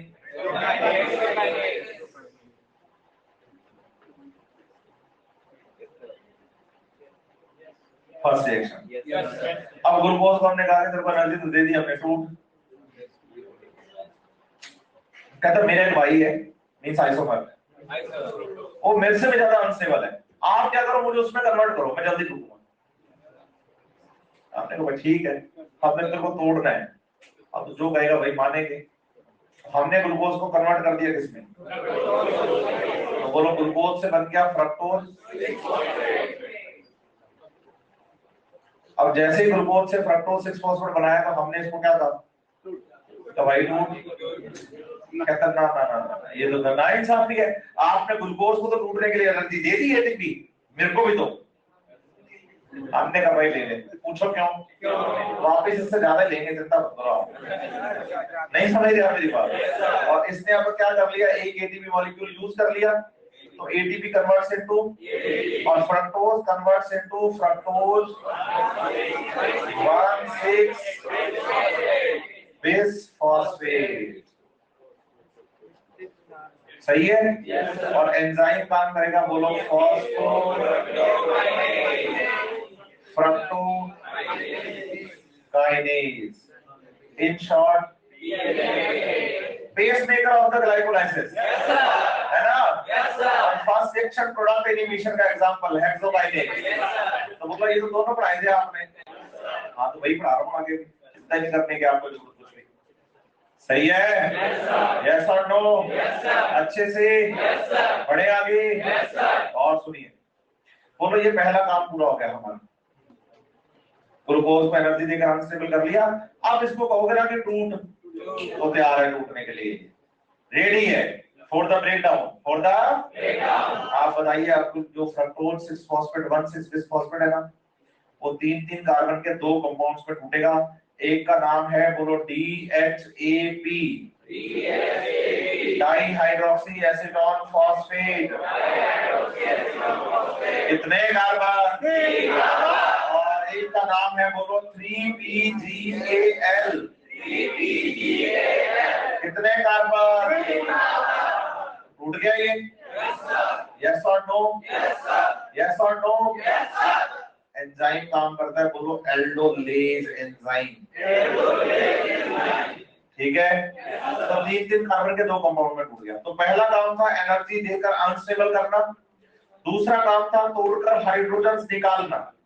तोड़कर तोड़ तो लिया, तोड़ तो लिया, अब हाइड्रोजन निकालते हैं। बोलो ये क्या है? Phosphoglyceraldehyde, phosphoglyceraldehyde now converts into 1,3 डाई-PGA बाई-PGA bis-PGA। बिस बोल दो, डाई बोल दो, बाई बोल दो, एक ही बात है। कितने कार्बन? 3 कार्बन। समझ रहे हैं बात या नहीं? यस और नो? तो 3PGAL converts into phosphoglyceric acid, aldehyde to acid, शाबाश। और एसिड टू एल्डिहाइड, देखो केल्विन साइकिल में इससे ये बनाया था और इससे ये बना रहे हैं, जो कि आप ग्लूकोज तोड़ रहे हैं। और याद करिए, चाहे ग्लूकोज तोड़िए और चाहे ग्लूकोज बनाइए, PGAL बनेगा जरूर। तो ग्लूकोज बनेगा तो PGAL से, ग्लूकोज टूटेगा तो PGAL बनाएगा। ऐसा पढ़ा था आपने, याद है? यस और नो? तो इस रिएक्शन में बोलो ऑक्सीडेशन हुआ है। क्या हुआ है? क्या हुआ है? तो हाइड्रोजन निकले हैं और वो हाइड्रोजन लिए हैं, बोलो NAD+ ने, और बना दिया है NADH2। कोई प्रॉब्लम? साथ ही साथ बोलो कि यहाँ 3rd कार्बन पर फॉस्फेट था ना, अभी फर्स्ट पे भी आ गया ना। पूछो कहां से? बोलो एक इनऑर्गेनिक फॉस्फेट यहाँ ऐड होता है। और याद करो केल्विन साइकिल में बताया था कि फास्फोरिक एसिड बनता है नीचे, लेकिन वो एनसीईआरटी में लिखा नहीं है, तो वही inorganic phosphate phosphoric acid form में यहाँ पे जुड़ गया, ठीक है। तो बोलो 1,3 डाई PGA 1,3 बाई PGA 1,3 बिस PGA बन गया। कोई प्रॉब्लम आपको इसमें? अरे हाँ ना तो बताओ। तो दूसरा काम था बच्चे, तोड़कर क्या करना? हाइड्रोजन निकालना। तो बोलो ये लो, सेकंड नंबर काम भी कर दिया। पहला काम था ग्लूकोज को एनर्जी देकर क्या करना, कर लिया। दूसरा काम था तोड़कर क्या करना, निकाल लिए। यस और नो? अच्छे से। अब तीसरे काम की तरफ बढ़ते हैं। बोलो जो एनर्जी दी है वापस लेंगे, बोलो ऐसे, हम लेते हैं वापस इससे एनर्जी, ठीक है। बोलो 1,3 di PGA now converts into 3PGA। 3PGA में कार्बन, 1,3 डाई PGA में कार्बन, हाँ। लेकिन फॉस्फेट देखो आप, 1,3 बाई बिस PGA से 3PGA बन गया, मतलब एक फॉस्फेट निकल गया, एक फॉस्फेट, एक फॉस्फेट। समझ रहे हैं बात या नहीं? और जो फॉस्फेट निकल गया ना बच्चे, वो बोलो फॉस्फेट ले लिया है ADP ने और बना दिया है ATP। किसी को प्रॉब्लम है इसमें कोई? बढ़े आगे? बताइए now 3PGA converts into 2PGA। अब बच्चे को क्या लगने लगता है 2PGA का मतलब हो गया कि कार्बन 2 हो गए, नहीं, कार्बन 3 ही है, बस फॉस्फेट 3rd कार्बन से 2nd कार्बन पे है, मतलब म्यूटेशन हुआ है केमिकल का, इसकी केमिकल स्ट्रक्चर में थोड़ा सा चेंज आया है, म्यूटेशन हुआ। समझ रहे हैं बात या नहीं? और फिर बताइए 2PGA से किससे? बोलो बनेगा PEP, फॉस्फोइनॉल पाइरुवेट, बोलो ऐसे, फॉस्फोइनॉल पाइरुवेट क्या बनेगा, phosphoenol pyruvate, and phosphoenol pyruvate finally converts into pyruvic acid. याद करवाता हूँ पीपीडी के टाइम पायरुविक एसिड से बन रहा था पीईपी, एटीपी यूज आ रहा था, याद आया। और आज देखो फॉस्फोइनॉल पायरुवेट से फॉस्फेट निकल कर क्या बन रहा है, पायरुविक एसिड। तो बताइए कि भाई आज वो फॉस्फेट निकलेगा, आज यहाँ एडीपी से एडीपी बनेगा, और फाइनली जो प्रोडक्ट बनाया बच्चे उसका नाम है पायरुविक एसिड। बोलिए C3H4O3, बोलिए ऐसे। Any problem? No sir. किसी को भी? No sir. कोई ऐसी बात जो लगे कि समझ नहीं आई तो बताओ, वेट करना, मैं सब बताऊंगा। मैं कह रहा हूँ जितना पढ़ाया उसमें को प्रॉब्लम बताऊं। 3 एरो ऐसे रखे मैंने जो इरिवर्सिबल बनाए थे, बाकी सारे रिवर्सिबल बनाए।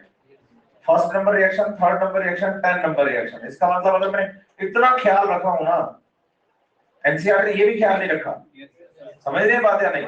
अगर मैं इतना ख्याल रखा हूं कि एरो भी रिवर्सिबल और इरिवर्सिबल बना रहा हूं, तो इसका मतलब मैं सारी बातें बता के जाऊंगा। लेकिन पहले मुझे क्या करना पड़ेगा, ग्लाइकोलाइसिस का फ्लो आपको समझाना पड़ेगा। वो मैंने आपको समझाया, अभी क्या समझ में आया आपको? आया ना? तो बोलो ये हमारा तीसरा काम हो गया, यहां से लेकर यहां तक। कितने एटीपी दिए थे? 2। फिर तोड़कर क्या निकाले, हाइड्रोजन। और फिर तीसरे में हमने क्या कर लिया, जो एनर्जी दी थी वो वापस ले। बच्चा बताइए क्या फायदा हुआ, 2 दिए फिर फायदा क्या हुआ, है ना? कोई बात नहीं, आप दुखी मत होइए। आप बताइए कि PgAl and DHAP both are isomers, both are तो इसका मतलब जब PgAl से एक क्या बन जाएगा, तो बोलो DHAP भी किस में बदल जाएगा, PgAl में। एक तो PgAl से पायरुविक एसिड बनेगा, दूसरा DHAP किस में बदला, तो बोलो यहाँ बॉन्डेड है पीजे के 2 मॉलिक्यूल बनेंगे, एक बनेगा PgAl से, दूसरा बनेगा DHAP से। तो बोले यहाँ 2 NADH2 बनेंगे, यहाँ 2 फॉस्फेट ऐड होंगे, इसका मतलब 3 PgA के मॉलिक्यूल कितने बनेंगे, तो बोलो यहाँ ATP भी, फिर यहाँ 2 PgA के मॉलिक्यूल, PEP के मॉलिक्यूल, पायरुविक एसिड के मॉलिक्यूल है। तो इसका मतलब समझ लो आप। बोलो PgAl के बाद सारे रिएक्शन 2 बार चलेंगे, बोलो ऐसे PgAl के बाद दो बार चलेगी। तो इसका मतलब यहाँ आपको एटीपी मिल रहे हैं बच्चे 4। समझ रहे हैं? यस और नो? कोई प्रॉब्लम? बढ़ूं आगे? Yes sir. आप बताइए डायरेक्ट एटीपी सिंथेसाइज्ड 4। देखो ये डायरेक्ट एटीपी सिंथेसाइज जो है, इसको ना आपको SLP बोलना है, ध्यान रखना है इस बात का। नीट 2022 में इस बार क्वेश्चन था इस पे।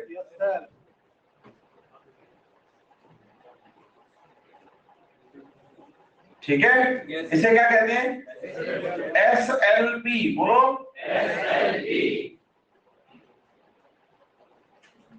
बोलो सबस्ट्रेट लेवल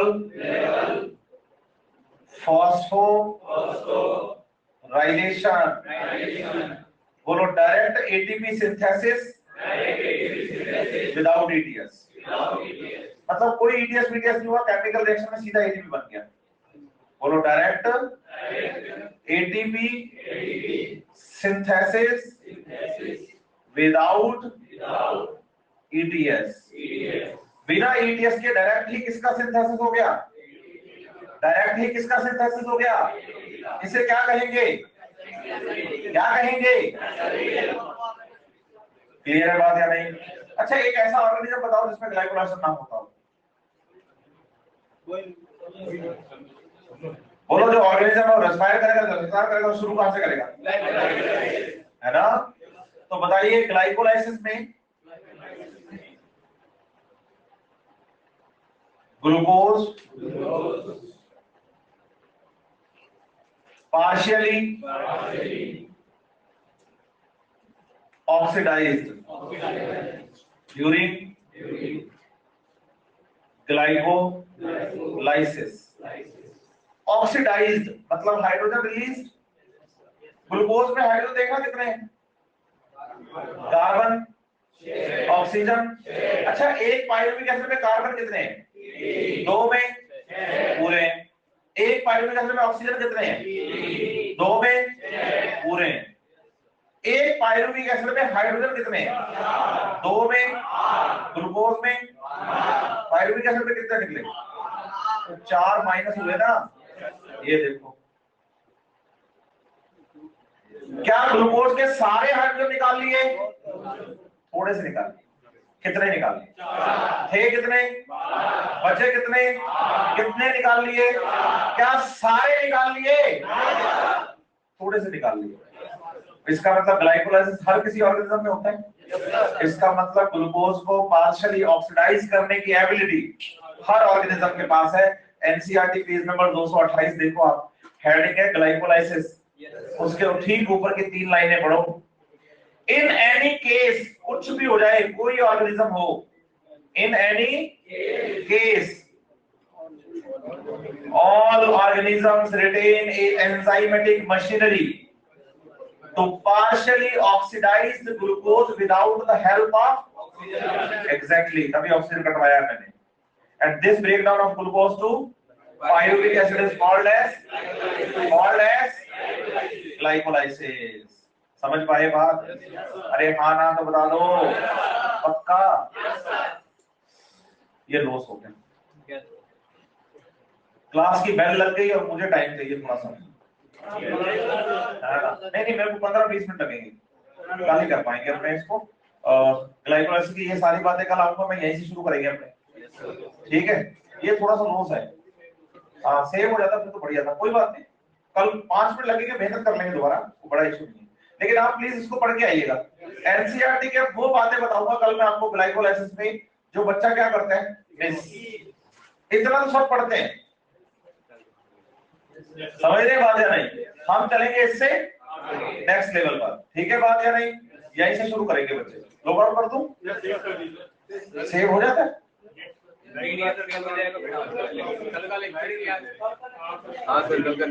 हाँ नहीं होता बच्चे, कोई बात नहीं। आप इसकी फोटोज लीजिए और फिर मेरे को भेज दीजिए, मतलब इसको एंड क्लास कर दीजिए।